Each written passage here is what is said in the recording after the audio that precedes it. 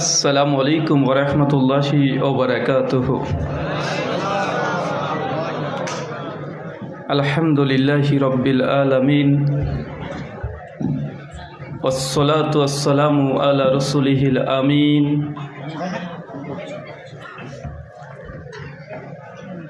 ওয়া আলা আলিহি ওয়া সাহবিহি আজমাইন, আম্মা বাদ।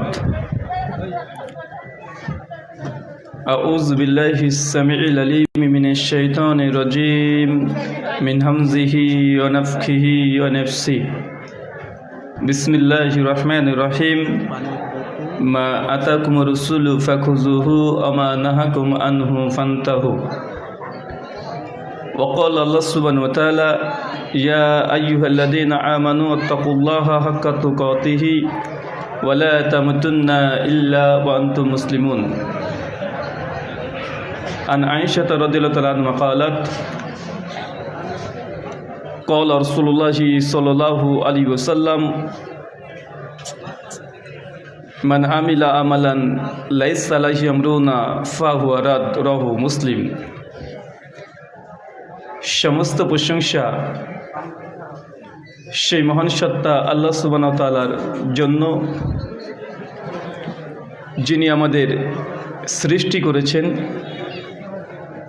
শুধু সৃষ্টি করেননি, এই পৃথিবীতে সহস্র কোটি মাখলুকাত সৃষ্টি করার পরেও যিনি আমাদের এই মানব জাতিকে সর্বশ্রেষ্ঠ জাতি, সর্বশ্রেষ্ঠ মাখলুকাত এবং সর্বশ্রেষ্ঠ নবী মুহাম্মদ আরবি সাল্লাল্লাহু আলাইহি ওয়াসাল্লামের উম্মত হিসেবে প্রেরণ করেছেন, সেই মহান সত্তা আল্লাহ সুবহানাহু ওয়া তাআলার সংক্ষিপ্ত শুকরে সুজুদ আদায় করি তার নিজেরই শেখানো ভাষা দিয়ে। সকলে এক বাক্যে পড়ি আলহামদুলিল্লাহ।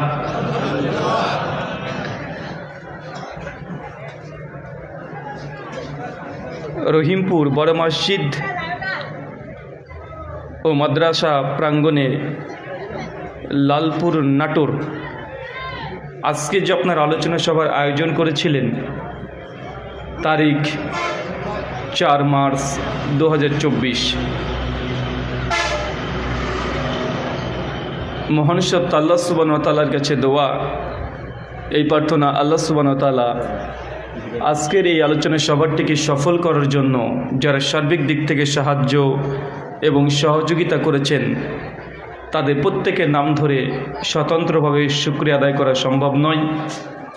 তারপরেও যারা অর্থ, শ্রম, মেধা, দোয়া, পরামর্শ দিয়ে আপনারা সহযোগিতা করেছেন, আল্লাহ সুবহানাহু ওয়া তাআলা তুমি তাদের প্রত্যেকের নেক নিয়াত এবং নেক আমলগুলোকে কবুল করে নাও। সকলে পড়ি আমিন। মহান সত্তা আল্লাহ সুবহানাহু ওয়া তাআলার কাছে দোয়া, এই প্রার্থনা, আল্লাহ সুবহানাহু ওয়া তাআলা আমরা মানুষ, আমরা কম বেশি ছোট বড় ভুল ত্রুটি বিচ্যুতি গুনাহ পাপ অন্যায় করেই থাকি। আজকের এই আলোচনা সভার উসিলায় আমাদের পেছনের ছোট ছোট গুনাহগুলোকে তুমি ক্ষমা করে দাও। সকলে পড়ি আমিন। সম্মানিত সুধী, বাদ মাগরিব থেকেই বিভিন্ন আলোচক তারা পবিত্র কোরআনুল কারীম এবং হাদিসে মুবারাকা থেকে অনেক গুরুত্বপূর্ণ আলোচনা আপনাদের সামনে পেশ করেছেন। আজকের এই আলোচনা সভার অন্তিম লগ্নে আপনাদের সামনে উপস্থিত হয়েছি ছোট্ট একটি নির্দিষ্ট বিষয়ের উপরে কথা বলার জন্য। আজকে যে বিষয়ে গুরুত্বপূর্ণ আলোচনা হবে, আলোচ্য বিষয় ইবাদত কবুলের শর্ত। কি বললাম বলেন তো? ইবাদত কবুলের শর্ত। তার মানে বোঝা যাচ্ছে বিষয়টা থেকেই ইবাদত কবুলের শর্ত, যখন আমরা শর্ত লাগাচ্ছি তার মানে বোঝা যায় যে ইবাদত করতে হলে কিছু শর্ত আছে। শর্তবিহীন যদি আপনি ইবাদত করেন, আল্লাহ সুবহানাহু ওয়া তাআলা আপনার এই ইবাদতগুলোকে গ্রহণ করবেন না। উদাহরণ দিলে বুঝতে পারবেন, একজন ব্যক্তি 1 লক্ষ রাকাত নামাজ পড়েছে কিন্তু অজুবিহীন, অজু করেনি, নামাজ পড়েছে, তার কি 1 লক্ষ রাকাতের আল্লাহ কবুল করবে? 1 রাকাত আল্লাহ কবুল করবে না। কোনো ব্যক্তি যদি মনে করে যে আমি সিয়াম, রোজা পালন করব, সাহারি ঠিকই করেছে, আবার ইফতারের সময় তো ইফতারিও করে, কিন্তু মাঝখানে দুপুরবেলাতে গিয়ে এক ঢোক পানি চেয়ে নিয়েছে স্বেচ্ছায়, আল্লাহ কি তার ইবাদত গ্রহণ করবে? না। তার মানে বোঝা যাচ্ছে ইবাদত করলেই আল্লাহ সুবহানাহু ওয়া তাআলা যে কবুল করেন এমনটা নয়। ইবাদত করার পূর্বে বেশ কিছু শর্ত আছে। এই শর্ত যদি পূরণ না করে ইবাদত করেন, আল্লাহ সুবহানাহু ওয়া তাআলা আপনার ইবাদতকে গ্রহণ তো করবেন না, বরং ইবাদত করেও কিছু মানুষকে জাহান্নামে চলে যেতে হবে। ইবাদত করবে অথচ জাহান্নামে যাবে। তাই গুরুত্বপূর্ণ কিছু অংশ আলোচনা হবে। আমার আলোচনাতে কোনো সুর পাবেন না, কোনো গজল পাবেন না, কোনো হাসি ঠাট্টা কান্না এগুলো পাবেন না। এই কাটা কাটা যে কথাগুলো বলছি এগুলো আলোচনা, কথা বুঝতে পারছেন? তাই আগে থেকে অপেক্ষা করেন না যে ভারত থেকে বক্তা নিয়ে এসেছি, বাপরে বাপ কী জানি না জানি বলবে, আর অপেক্ষায় আছেন যে কখন বক্তা শুরু করে দেখা টান, অতটা সুর, অত হাসাই, অত কাদাই, এই একটাও পাবেন না। শুধু কোরআন এবং হাদিস থেকে কাটা কাটা কিছু কথা পাবেন, যেগুলোর দ্বারা আপনি যখন আলোচনা শুনবেন আপনার কিছু উপকার হবে, কথা বুঝতে পারছেন? আর যদি মনে করেন যে না আমরা ওয়াজ মাহফিল শুনি একটু মনের ভালো লাগার জন্য, একটু ভালো লাগবে, একটু হাসবো কাঁদবো, তাহলে মমতাজের গান শুনবেন ইউটিউবে গিয়ে, কথা বুঝতে পারলেন না ভাইজান? কেন বর্তমান প্রেক্ষাপটে এই ওয়াজের মঞ্চগুলো এমন রঙ্গমঞ্চ তৈরি করা হয়েছে যে মানুষ ওয়াজ শুনতে আসে এক একজন এক এক রকমের চিন্তা নিয়ে, আছে না নাই? কে আছে যে অনেক ভালো আজান দিতে পারে, অনেক মানুষ আজানের পাগল, আজান শুনতে চলে আসে। ভাই প্রতিদিন মসজিদে আজান হয়, তুমি শুনতে পাও না? আবার অনেকে আছে 36 ইঞ্চি বক্তাকে দেখতে চলে আসে, মানে ওয়াজ শুনতে না, 36 ইঞ্চি বক্তা, ওই বক্তা দেখতে চলে আসে, আছে না নাই? আবার আছে রাত্রিবেলাতে নাকি নারী ছিল, দিনে বেলায় পুরুষ হয়ে গেছে, এটাও বক্তা, একেও দেখতেও মানুষের ঢল নামে, আছে না নাই? এরকম হাজারো বক্তা দেখা যায়। আর শ্রোতা আমরাও আছি, যে আমরা বক্তা কি বলছে এই কথাগুলোকে গুরুত্ব না দিয়ে বক্তা কিভাবে বলছে, কার কতটা সুর আছে, আমরা এগুলোকে বেশি লক্ষ্য করি। শুনে রাখবেন, এটা ইসলাম, এটা রঙ্গমঞ্চ নয়। সহিহ বুখারী হাদিস না 6411 নবী বলছেন যে কিয়ামত সম্পর্কে আমি নবী যা জানি এই উম্মাহ যদি জানতো বেশি বেশি কাঁদতো আর কম কম হাসতো। আল্লাহ নবীর কথা এটা। মৃত্যুর পর যে জীবন, পরকাল যে আছে, ডে অফ জাজমেন্ট, বিচারের মাঠে যে আপনাকে দাঁড়াতেই হবে, এই দুনিয়াতে কি কাজ করেছেন আর কি করেন নাই সবগুলো আল্লাহ সুবহানাহু ওয়া তাআলা তিনি সমস্ত কিছু লিখে রাখছেন ফেরেশতার মাধ্যমে।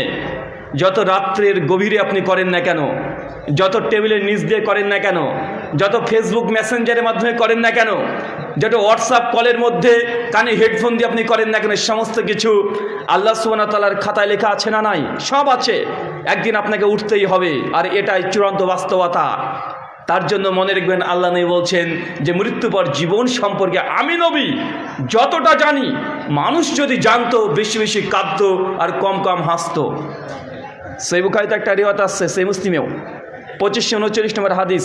একজন সাহাবী ছিলেন, নাম হচ্ছে হানজালা রাদিয়াল্লাহু তাআলা আনহা।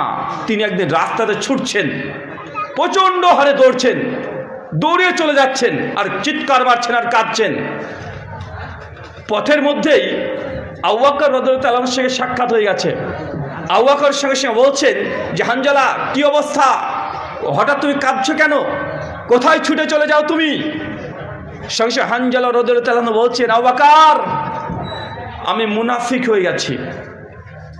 আবু বকর অবাক, হানজালা এত বড় সাহাবী, এত তার ঈমান, তাকে নবীর সামনে বসে থাকতে দেখেছি, আল্লাহ নবীর মাজলিসে বসে তাকে নামাজ পড়তে আমি দেখেছি, জামাতে সালাত আদায় করে, তারপরে হানজালা রাস্তাতে ছুটছে আর বলছে আবু বকর আমি মুনাফিক হয়ে গেছি।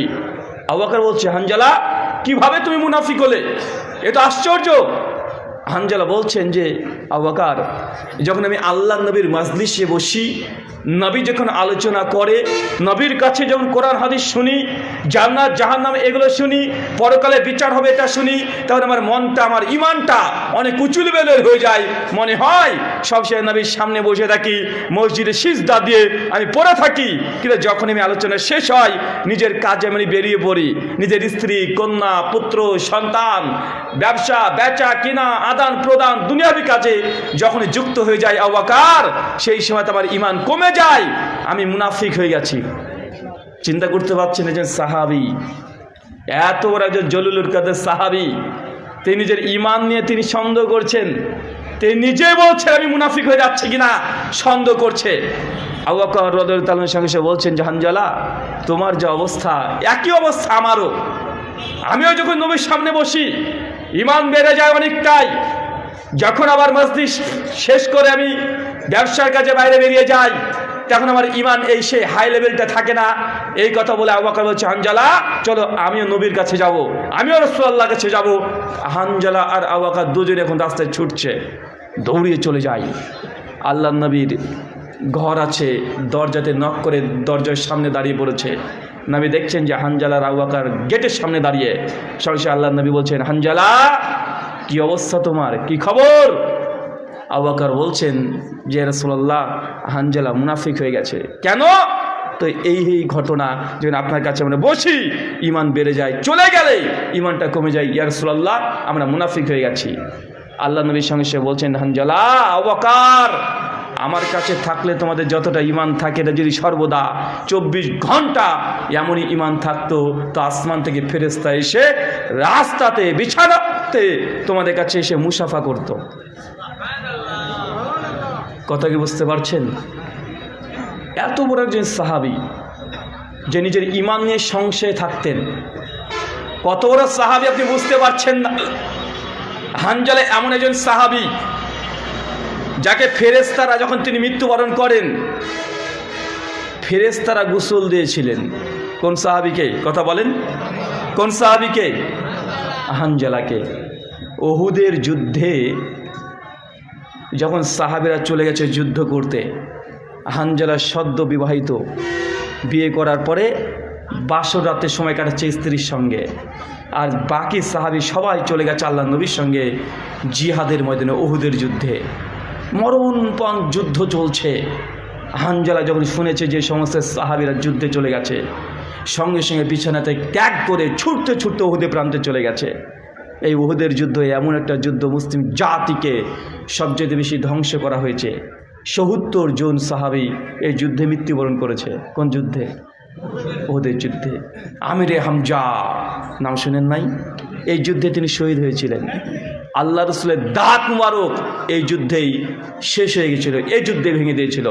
মানুষ রটিয়ে দিয়েছে যে আল্লাহর নবীকে আমরা হত্যা করে দিয়েছি। চতুর্দিকে প্রায় ৭০ জন সাহাবী মারা গিয়েছে। কয়েকশো সাহাবী তারা আহত, কার হাত কেটে নিয়েছে, কারো পা কেটে নিয়েছে, কার চোখ উপরে তুলে ফেলে নিয়েছে। প্রায় ১০০ জনের অধিক সাহাবী। যুদ্ধ যখন শেষ হয়ে যায়, সমস্ত সাহাবীর পরিবার থেকে তাদের স্ত্রী, কন্যা, পুত্র, সন্তান এসেছে। এসে গোটা যুদ্ধের ময়দান তারা খুঁজে বেড়াচ্ছে তাদের স্বামী বেঁচে আছে কিনা। সবাই সবাইকে খুঁজে খুঁজে দেখছে, কার হাত নিয়ে যাচ্ছে, কার পা নিয়ে যাচ্ছে, কে মারা গেছে লাশ নিয়ে চলে যাচ্ছে। চতুর্দিকে যার যার পরিবার এসে সে লাশগুলোকে নিয়ে যাচ্ছে আর দাফন করার জন্য তারা চিন্তা করছে। আল্লাহ নবী অবশেষে বলছে যে যতজন উহুদের যুদ্ধে এসেছে সবাইকে কি তোমরা পেয়েছো? সবার লাশ পেয়েছো? একজন সাহাবী বলছে, ইয়া রাসূলুল্লাহ, একজনকে খুঁজে পাওয়া যাচ্ছে না। সাহাবীর অবাক, কাকে পাওয়া যাচ্ছে না? বলছে, আল্লাহর নবী, হানজালাকে দেখতে পাচ্ছি না, অথচ তারা আমার সঙ্গে যুদ্ধ করেছে, আমরা দেখেছি। আমাদের সঙ্গে তরবারি ধরে একদম কাফেরদের বিরুদ্ধে তরবারিকে শাট করে রেখে দিয়েছিল। ইয়া রাসূলুল্লাহ, হানজালাকে দেখা যাচ্ছে না, কই হানজালা? সবাই খুঁজে বেড়াচ্ছে, হানজালার লাশ নেই। অথচ হানজালা যুদ্ধ জিহাদ করেছে, সাহাবীরাও দেখেছে। পাশ থেকে একজন সাহাবী বলছে, ইয়া রাসূলুল্লাহ, ওই দেখেন দেখেন দেখেন, আশ্চর্য একটা জিনিস। দূরে দেখছে হানজালার এই লাশটা শরীর মোবারক আসমানে ভাসছে, মানে মাটি থেকে একদম ৩-৪ ফুট উপরে ভাসছে, আর শরীর থেকে টপ টপ করে পানি পড়ছে। আল্লাহ নবী দেখে অবাক। আল্লাহ নবী তখন সাহাবীকে বলছে যে আমি যা দেখছি তোমরা তা দেখতে পাচ্ছ না। হানজালা যে আসমানে ভাসছে, এই যে তুমি দেখছো পানিগুলো টপ টপ করে পড়ছে, আসমান থেকে ফেরেশতা এসে আমার হানজালাকে গোসল করে দিচ্ছে। কারণ হানজালা গত রাত্রিতে তার স্ত্রীর সঙ্গে ছিল, সে গোসল করার সময়ও দেয় নাই। আল্লাহ রাস্তায় যুদ্ধ করার জন্য, জিহাদ করার জন্য সে ঝাঁপিয়ে পড়েছে। আল্লাহ তাকে এইভাবে কবুল করে নিয়েছে, তাই ফেরেশতা পাঠিয়ে দিয়ে আমার হানজালাকে গোসল করে দিচ্ছে। চিন্তা করেছেন? এত বড় একজন সাহাবী যে নিজের ঈমানকে নিয়ে সংশয়ে থাকতেন যে আমার ঈমান আছে না চলে গেছে, আমি ঈমানদার না মুনাফিক, এটা নিয়ে টেনশন করতেন। ভাই আমাদের মধ্যে যতজন মানুষ আছি, কখন আপনি চিন্তা করেছেন যে আপনি আপনার ঈমান আছে না চলে গেছে? একটুখানি চিন্তা ফিকির করেছেন?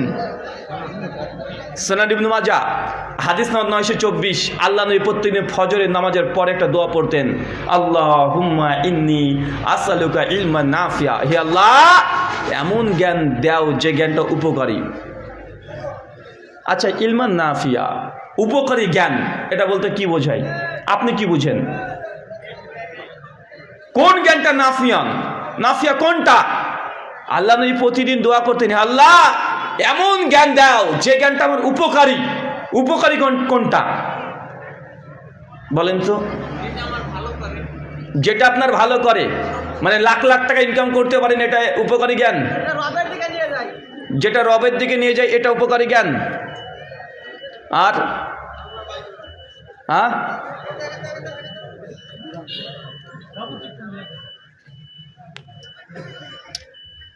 ইমাম বুসুরি রাহিমাহুল্লাহ তিনি এই হাদিসের ব্যাখ্যাতে বলছেন, ইলমান নাফিয়া এটার অর্থ ওই জ্ঞান যে ব্যক্তি জ্ঞান অর্জন করে ওই ইলমের উপরে আমল করেছে। অনেক মানুষ আছে ইলম অর্জন করেছে কিন্তু আমল করেনি, এটাকে ইলমান নাফিয়া বলা যাবে? রাজা রামমোহন রায় হিন্দু পণ্ডিত, সংস্কৃত, ফার্সি আর আরবি 3টে ভাষার পণ্ডিত ছিলেন। 22 পারা কোরআনকে গোটাটা মুখস্থ করেছে। এখন তার জন্য এটাকে ইলমান নাফিয়া হয়েছে? উপকারী জ্ঞান হয়েছে? যে ইলম অর্জন করেছে এবং ইলমের উপরে আমল করেছে, এটাই হচ্ছে ইলমান নাফিয়া। ইলম অনেক আছে, জ্ঞান অনেক আছে, কিন্তু আমল নাই। এরকম মানুষ আছে না নাই? তার জন্য আল্লাহ নবী তিনি বলতেন, আল্লাহুম্মা ইন্নী আসআলুকা ইলমান নাফিয়া, আল্লাহ তোমার হচ্ছে এমন জ্ঞান চাচ্ছি যে জ্ঞানটা উপকারী, মানে আমার তো কল্যাণ করবে এবং সেটা আমি আমলে বাস্তবায়ন করব, এমন আমাকে ইলম দাও। আচ্ছা, একজন হিন্দু পণ্ডিত, উনি কোরআন মাজিদকে গোটা ট্রান্সলেশন করেছিলেন। নাম কি? গিরিশচন্দ্র সেন। যদিও তিনি প্রথম করেছে এ কথাটা সঠিক নয়, তার আগেও অনেক ইসলামী স্কলাররা করেছেন। গিরিশচন্দ্র সেন তিনি কমপ্লিট করেছেন, এটা প্রচলিত আছে। তো তিনিও তো আরবি ভাষার উপরে পণ্ডিত ছিলেন, ভালোই জ্ঞান রেখেছে, কিন্তু সে ইসলাম গ্রহণ করেনি। ভাই তাকে এই জ্ঞানটাকে বলা যাবে ইলমান নাফিয়া, উপকারী জ্ঞান বলা যাবে না? মানে ওই জ্ঞানটা হচ্ছে উপকারী জ্ঞান যেটা অর্জন করে আপনি আমল করতে পারছেন কিনা। অর্জন করছেন জ্ঞান কিন্তু আমল করতে পারছেন না, এটাকে ইলমান নাফিয়া বলা যাবে না। আপনি জানেন যে যাকাত দেওয়া ফরজ, যাকাত না দিলে এই শাস্তি, যাকাত দিলে এই উপকার, যাকাতের এই ফজিলত সব হাদিস জানেন, কিন্তু আপনি যাকাত দিতে পারছেন না। আপনার হৃদয় থেকে আপনার হাতটা প্রশস্ত হয় না। আপনি জানেন দান করলে এই ফজিলত আছে। আল্লাহ নবী বলছে কেউ দান করলে কবরে আযাব মাপ পাওয়া যায়। দান করলে আল্লাহ আসমানে যখন সমস্ত মানুষকে আরশের নিচে স্থান দেবে, 7 শ্রেণীর মানুষকে। এই জ্ঞানগুলো আপনার আছে কিন্তু আপনি আমল করতে পারছেন না, এটাকে ইলমান নাফিয়া বলা যাবে? এটাকে উপকারী জ্ঞান বলা যাবে না। শুধু জ্ঞান অর্জন করা যথেষ্ট নয়, জ্ঞানের উপরে ইলম, আমল করা, এই দুটোই একটার সঙ্গে একটা ওতপ্রোতভাবে জড়িত। কেউ অর্জন করেছে জানে কিন্তু আমল করে না, তার কঠিন ভয়াবহ পরিস্থিতি হবে। সুনান আবু দাউদে আসছে, সেই মুসলিমে হাদিসটা আসছে, মিশকাতে এসেছে হাদিসটা 4912 নম্বর হাদিস। আল্লাহ নবী বলছেন যে আমি একদিন বসেছিলাম, হঠাৎই দেখছি 2 জন ফেরেশতা আমাকে আসমানে তুলে নিয়ে চলে গেলেন, অনেক দূর চলে গেলেন। গিয়ে দেখছে একটা পাহাড়। জিবরিল বলছে, ইয়া রাসূলুল্লাহ আপনি পাহাড়ের উপরে ভেদ করে উপরে উঠে যান। সঙ্গে সঙ্গে আমাদের নবী আলাইহিস সালাম বলছে, জিবরাইল আমি যেতে পারবো না, অনেক উঁচু। ফেরেশতা জিবরিল তখন আল্লাহ নবীকে হাত ধরে পাহাড়টাকে তুলে দিলেন। যেতে যেতে দেখছেন যে কিছু মানুষকে দেখতে পাচ্ছেন যাদেরকে উল্টো করে ঝুলে রাখা হয়েছে, আর তাদের গাল মুখ দিয়ে ফেটে ফেটে রক্ত বেরোচ্ছে, প্রচন্ড রক্ত, থুতনিগুলোকে ভেঙে দিয়েছে মারতে মারতে। আল্লাহ নবীর সঙ্গে জিবরিল বলছে, জিবরিল এরা কারা? এ তো আমাদের উম্মত, দেখে বোঝা যাচ্ছে আমার উম্মত। এদের আজকে এই অবস্থা কেন? কি অপরাধ করেছে যে তাকে উল্টো করে ঝুলিয়ে তাদের মারিতে মেরে থুতনিকে ভেঙে দেওয়া হয়েছে, ফিনকিতে রক্ত পড়ছে, এত আযাব? জিবরিল কারা এরা? আল্লাহ নবীকে বলছেন জিবরিল তখন, যে ইয়া রাসূলুল্লাহ এরা হচ্ছে আপনার উম্মতের ওই ব্যক্তি যারা রমজান মাসকে পেয়েছে কিন্তু তারা সিয়াম রোজা পালন করেনি। ভাই সিয়াম রোজা রাখতে হবে, এ হাদিস জানেন কি জানেন না? অনেক মানুষ আছে না রমজান মাসে রোজা পালন করে না, আছে না ভাইজান? সে জানে যে রোজা পালন করতে হয়, রোজা পালন না করলে গোনা হয়, এই জ্ঞানটুক আছে কিন্তু আমল করেনি। আল্লাহ নবী বলছেন তাকে উল্টো করে ঝুলিয়ে তার এই মারিতে মেরে থুতনিতে মেরে একদম ফেটে চূর্ণ বিচূর্ণ করে দেওয়া হবে, ফিনকিতে রক্ত পড়বে। এর হচ্ছে এই ব্যক্তির। আল্লাহ নবী তখন বলছেন, এরপর জিবরিল বলছে যে নবী চলেন আরেকটু ভেতরে চলেন, আমাকে জাহান্নামের ভেতরে নিয়ে চলে যাচ্ছে। আমি সেই জাহান্নামের অনেকটা ভেতরে চলে গেলাম, যার পরে দেখছি কিছু সংখ্যক মানুষকে আমি দেখলাম যে যাদেরকে একদম পেটগুলো উঁচু হয়ে গেছে, অনেক উঁচু হয়ে গেছে, আর তাদের পেট ফেটে একদম রক্ত বের হচ্ছে, তাদের লজ্জাস্থান থেকে দুর্গন্ধ বের হচ্ছে, প্রচন্ড দুর্গন্ধ, যাদের গন্ধের কারণে জাহান্নাম দুর্গন্ধময় হয়ে গেছে, দাঁড়িয়ে থাকা মুশকিল হয়ে যাচ্ছে। আমি জিজ্ঞাসা করলাম জিবরিলকে, জিবরিল এরা কারা? এই যে অনেকগুলো মেয়েকে দেখছি যাদের পেট অনেক উঁচু হয়ে গেছে, যাদের লজ্জাস্থান থেকে গন্ধ বের হচ্ছে, কিছু পুরুষ মানুষকেও দেখছি যাদের লজ্জাস্থান থেকে দুর্গন্ধ বের হচ্ছে, এরা কারা? কি এমন অপরাধ করেছে? আল্লাহ নবীকে জিবরিল বলছে, আল্লাহ নবী এরা আপনার উম্মতের ওই নারী আর ওই পুরুষ যারা বিয়ে ছাড়াও যারা পরকিয়া অথবা ব্যভিচারে লিপ্ত হয়েছে। আছে না নাই? কথা বলেন। আছে ব্যাপক পরিমাণে। যুবকদের মধ্যে যেমন আছে, একইভাবে বিয়ের পরে পরকীয়ার সম্পর্ক, এটা কম না বেশি? ইয়াং ছেলের চাইতে বিবাহিত ছেলেরা এখন পরকীয়া বেশি করে, আর ইয়াং মেয়েরা খুব বেশি পালিয়ে গিয়ে আর বিয়ে করে না। 3 ছেলের মা ঠিকই পালিয়ে গিয়ে বিয়ে করছে, আছে না ভাইজান? 3 ছেলে 4 ছেলের মা, ওকে নিয়ে বেশি রিস্ক। ইয়াং মেয়েরা বুঝে নিয়েছে পালিয়ে গিয়ে বিয়ে করা যাবে না, গেলে অনেক লস, তার জন্য অনেকটা কমে গেছে। কিন্তু বিয়ের পরে 3-4টে ছেলে আছে, স্বামী আছে একদম প্রবাসে, ও কঠিন বদমানুষ, 4 বছর 5 বছর ধরে প্রবাস খাটছে, তোর বউ কি টিকবে রে ভাই? ও তো পালাবেই। কানজুল উম্মালে হাদিস আসছে যে একজন নারী ছাড়া একজন পুরুষ, স্বামী স্ত্রী, তারা পৃথক থাকতে পারবে সর্বোচ্চ 4 থেকে 4.5 মাস। কত মাস? 4 থেকে 4.5 মাস। 4 মাস এটাই শেষ, 4 মাস থাকতে পারবে। আর তারপর যদি থাকতে চাই, স্ত্রীর কাছ থেকে পারমিশন নিতে হবে, স্বামীকে বলতে হবে যে আমি আরও কিছুদিন থাকতে চাই, তুমি কি রাজি? যদি বউ বলে যে ঠিক আছে কোনো সমস্যা নাই, এবং স্ত্রীকে বলতে হবে, স্বামীটা বলবে যে তুমি আমাকে থাকার অনুমতি দিচ্ছ, তবে তোমার লজ্জায় স্থান হেফাজত করতে পারবে কিনা আগে ওয়াদা দাও, চুক্তি করো। যদি চুক্তি না করে যদি আপনি 4 মাসের অতিক্রম করে ফেলেন, স্ত্রী যদি পরকীয়া করে, ব্যভিচার করে, স্ত্রী যেমন গুনাহগার আপনি সমান গুনাহগার হবেন। কথা বুঝতে পারলেন না? কষ্ট হয়ে গেল? যদি 4 মাসের বেশি থাকতে চান, স্ত্রীর কাছে এক পারমিশন নিতে হবে। আর পারমিশনটা কি? যে আমি থাকতে চাই, কিন্তু আমাকে তোমাকে ওয়াদা করতে হবে আমি বিহীন যা তোমার লজ্জাস্থান অন্য কেউ না দেখে, তুই যেন পরপুরুষের সঙ্গে গল্প গুজব না করো, তুমি কি আমাকে ছাড়া থাকতে পারবে? স্ত্রী যদি বলে ঠিক আছে, আল্লাহর কসম করে বলছি তুমি থাকো, আমি আমার এই লজ্জাস্থানকে আমি হেফাজত করব। যদি ওয়াদা করে আপনি এখন 4 মাসের অতিক্রম করে থাকতে পারেন, স্ত্রী যদি আপনার কথা খিলাফ করে, ওয়াদা ভঙ্গ করে, তাহলে আপনি আর গুনাহ হলো না, আপনার স্ত্রী গুনাহ হবে। কেন? সে ওয়াদা খিলাফ করেছে, এবং তার জেনা করলে যে গুনাহ সে গুনাহ অবধারিত হবে কিয়ামতের মাঠে। তো আল্লাহ সুবহানাহু ওয়া তাআলা বলছেন যে তাকে জাহান্নামে দাও দাও করে জ্বালানো হবে, আর তার লজ্জাস্থানে দুর্গন্ধ বের হবে। মানুষ দেখবে আর বলবে ওই যে দেখ, ওই দেখ, ওই দেখ অমুকের বউ, সে জেনা করেছিল, আমরা সেদিনকে বলেছিলাম, কিন্তু কেউ বিশ্বাস করে না। আজকে দেখ মানুষের সামনে সেদিন অপমান অপদস্থ হবেন, সবাই থাকবে। আল্লাহ নবী তারপরে বলছেন, এরপর জিবরাইল আমাকে আরো ভেতরে নিয়ে চলে গেল, জাহান্নামের আরো ভেতরে। যত ভেতরে যায় তত আযাব দেখতে পাই। দেখতে দেখতে দেখছি কিছু মেয়ে মানুষকে যাদের স্তন দুগ্ধের মধ্যে অনেকগুলো সাপ বারবার ছবল মারছে, প্রচন্ড হারে ছবল মারছে। আমি জিবরিল এই মেয়েগুলোকে দেখে মনে হচ্ছে আমার উম্মত, আমারই তো উম্মত, এরা কারা যে তাদেরকে বারবার সাপ ছবল মারছে? এরা কি অপরাধ করেছে? আল্লাহ নবী জিবরিল বলছে, ইয়া রাসূলুল্লাহ এই মেয়েরা হচ্ছে ওই মেয়ে যাদের সন্তান ছিল কিন্তু সন্তানকে ঠিকমতো দুগ্ধ দেয় নাই। আছে না নাই? কথা বলেন। 1 বছর 1.5 বছর দেওয়ার পরে আর দেয় না, ছেলে খেতে চায় তারপরেও দেয় না, আছে না নাই? সূরা লুকমান 14 নম্বর আয়াত, সূরা হাকাব 15 নম্বর আয়াত, সূরা বাকারা 233 নম্বর আয়াত। একটা ছেলে 2 থেকে 2.5 বছর ছেলেটা দুধ খাবে, এটা ছেলেটার হক। মা যদি সেই সন্তানকে না দেয়, মা সন্তানের হক নষ্টকারী। এরকম হাজার ঘটনা আল্লাহর নবী একবারই তিনি গিয়ে দেখছেন। আপনাকে আবারও বলছি, আল্লাহ নবী দোয়া করতেন, কি দোয়া?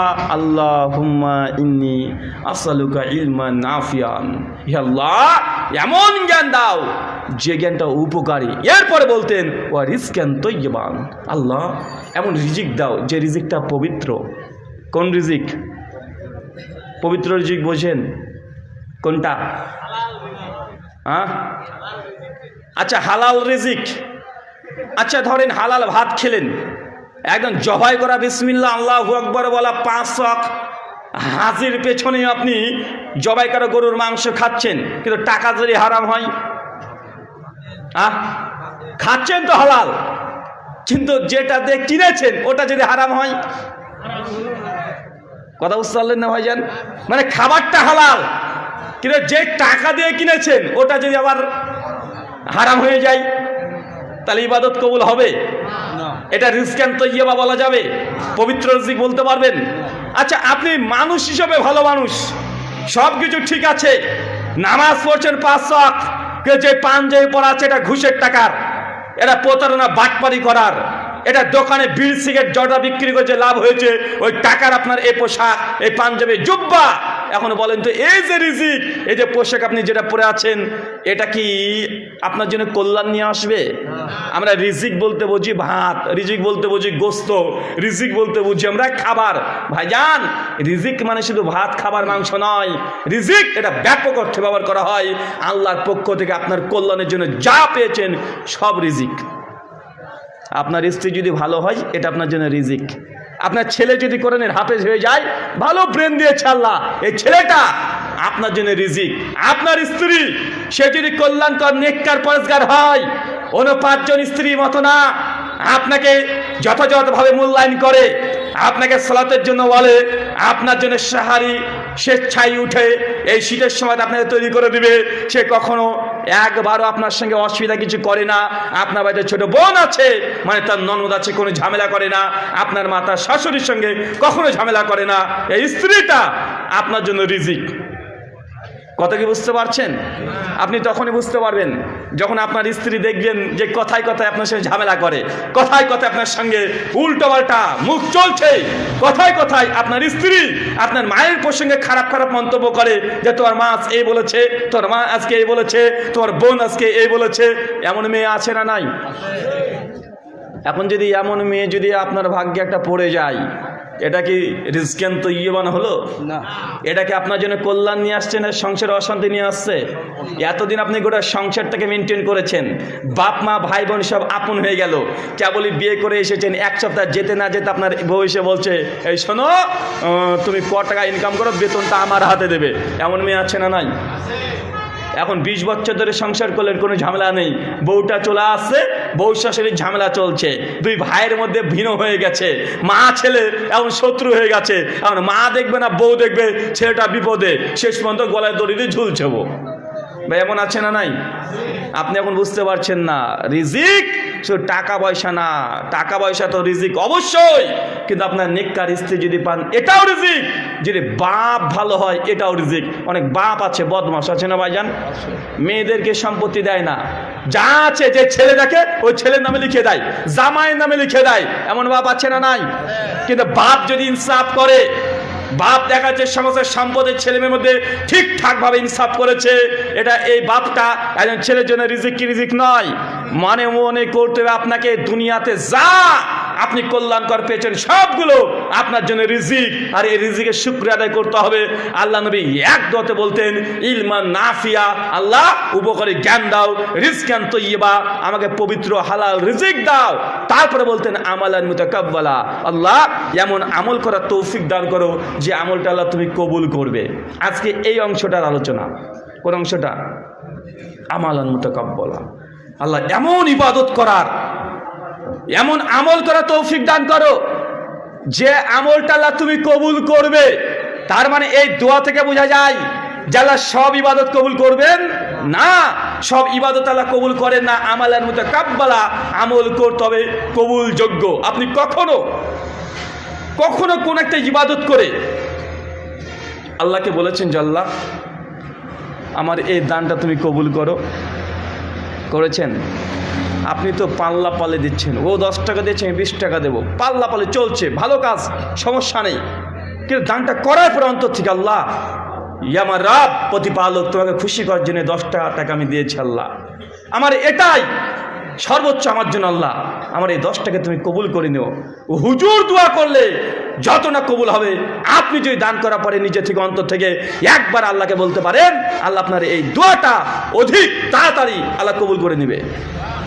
আপনি তো হুজুরের অপেক্ষা বসে থাকেন যে হুজুর 500 টাকা দিয়েছি, একটু দোয়া করে দেন। আরে দান আপনি করেছেন, আপনি আল্লাহকে বলেন আল্লাহ তোমার খুশির জন্য এই মসজিদ আমি দান করেছি, মাদ্রাসায় দান করেছি, ইয়াতিমখানায় দান করেছি, ওই মানুষটার উপকারের জন্য দান করেছি। রব তুমি আমাকে এই দানের বরকতে আমার অমুক সমস্যার সমাধান করে দাও, অথবা আল্লাহ তুমি আমার এই দানটা তুমি কবুল করে নাও।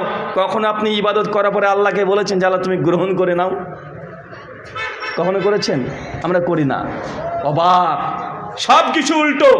আমালান মুতাকাব্বালা, আল্লাহ এমন আমল করা তৌফিক দান করো যে আমলটা আল্লাহ তুমি কবুল করবে। চলেন কিছু জিনিস দেখাই, কিছু ইবাদত দেখাই যে ইবাদত করে মানুষকে জাহান্নামে যেতে হবে। স্যার গাঁশিয়া খুলবেন, সূরা নম্বর 88 আয়াত নম্বর 2, 3, 4। প্রত্যেক জুম্মাবারে এবং প্রত্যেক ঈদে ইমাম সাহেব দেখবেন এই সূরাটা পড়ে। আমরা তো বাঙালি বুঝি না, আরবিতে বলে, এই জন্য আপনাকে এই আয়াতের বাংলা মানে বলে যাচ্ছি, এবার থেকে কান পেতে শুনবেন। দেখবেন ইমাম বলছে আমিলাতুন নাসিবা, এক শ্রেণীর ইবাদত গুজার বান্দা আছে। আমিলাতুন নাসিবা, ইবাদত করে করে, এত ইবাদত করেছে, ইবাদত করে করে ক্লান্ত হয়ে গেছে, এত পরিমাণ ইবাদত করেছে, ইবাদত করে করে ক্লান্ত হয়ে গেছে। আল্লাহ তার বিনিময়ে কি তারপরে বলছে তাসলা নারুন হামিয়া, আমি আল্লাহ ওই ব্যক্তিকে ধরে জাহান্নামে নিক্ষেপ করে দেব। চাচা এটা আল্লাহর কোরআনের আয়াত। আমিলাতুন নাসিবা, ইবাদত করে করে মানুষ ক্লান্ত হয়ে গেছে। কিছু মানুষ এত পরিমাণে ইবাদত করেছে, যখন দেখেন তখন দেখছেন মসজিদে লোকটা নামাজ পড়ছে, রাত দিন নামাজ পড়ছে, কোরআন মাজিদ পাঠ করছে, দানের দিকে সবচেয়ে বেশি করেছে। তারপর আল্লাহ বলছে তাসলা নারুন হামিয়া, আমি আল্লাহ তারপরে ব্যক্তিকে ধরে জাহান্নামে নিক্ষেপ করব। তার মানে আয়াত প্রমাণ করছে ইবাদত করলেই আল্লাহ যে কবুল করবে এর কোনো নিশ্চয়তা নেই, এবং ইবাদত করেও মানুষকে জাহান্নামে যেতে হবে। আয়াত তো হচ্ছে আমিলাতুন নাসিবা, ইবাদত করে করে ক্লান্ত হয়ে গেছে। আপনি ইবাদত করে ক্লান্ত কখনো হয়েছেন? কখন নামাজ পড়তে পড়তে ক্লান্ত হয়েছেন? আপনি তো নামাজ পড়ে ক্লান্ত হন না, আপনি তো ফাঁকিবাজ, আমি তো ফাঁকিবাজ। মসজিদে ফরজ নামাজ পড়ে কত দ্রুত মসজিদ থেকে বেরিয়ে আসতে পারি, এসে চায়ের দোকানে টিভি চলছে, ওইখানে বসে একটা সিরিয়াল দেখতে হবে, এই জন্য নামাজকে যত তাড়াতাড়ি পারি আমরা পড়ে চলে আসি। আছে না নাই? চাচা আপনাকেও দেখেছি, আপনার দাড়ি সবগুলো সাদা হয়ে গেছে, 60 বছর বয়স, কিন্তু আপনার এখনো স্বভাবটা পরিবর্তন হয় নাই। এখনো আপনি এশার নামাজ শেষ করে দৌড়তে দৌড়তে গিয়ে চায়ের দোকানে গিয়ে চায়ের অর্ডার দিয়ে এখনো জর্দা দিয়ে পান, আপনি এখন অর্ডার দিয়ে এখন আপনি খান। আচ্ছা না নাই? এখন আপনি সিগারেট টানেন। এখন আমরা দেখবো, এটা নিশ্চিত জেনে রাখেন, আলোচনা সভা শেষ হয়ে যাবে, মানুষ বলে বাপ রে বাপ কি আলোচনা করলো রে ভারতের বক্তা। কেউ বলবে না ভালো তো লাগেনি রে, ও তো সুর নাই, এক একজন এক এক রকমের কথা বলবে, আর যার সময়তে বিড়ি টানতে টানতে যাবে।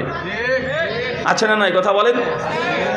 আরে এরকম খোর সব জায়গাতে পাওয়া যায়। আচ্ছা কারা কারা বিড়ি খান একটু হাত তোলেন তো। আপনি বিড়ি খান না মোবাইল? বিড়ি কে কে খান? চাচা আপনি খান? যারা খায় তারা হাত তোলেন। চাচা মান সম্মান হারায়েন না, সব ক্যামেরা করছে। কে কে বিড়ি খান? আচ্ছা সিগারেট কারা কারা খান? কেউ খান না, সব আল্লাহর ওলি। হ্যাঁ আচ্ছা জর্দা কারা কারা খান? জর্দা পান? আপনি খান? ভাল লাগে? বউ কিছু বলে না ভাই? আরে জর্দা যদি পান খান, সেই বুখারী মুসলিমের হাদিস, আল্লাহ নবী বলছেন যে তোমরা মসজিদে পেঁয়াজ রসুন খেয়ে এসো না। কেন? পেঁয়াজ রসুনে এত দুর্গন্ধ থাকে যে ফেরেশতারা ওই ব্যক্তির কাছে আসে না, কষ্ট পায়, আর মুমিন মুসলিমরা কষ্ট পায়।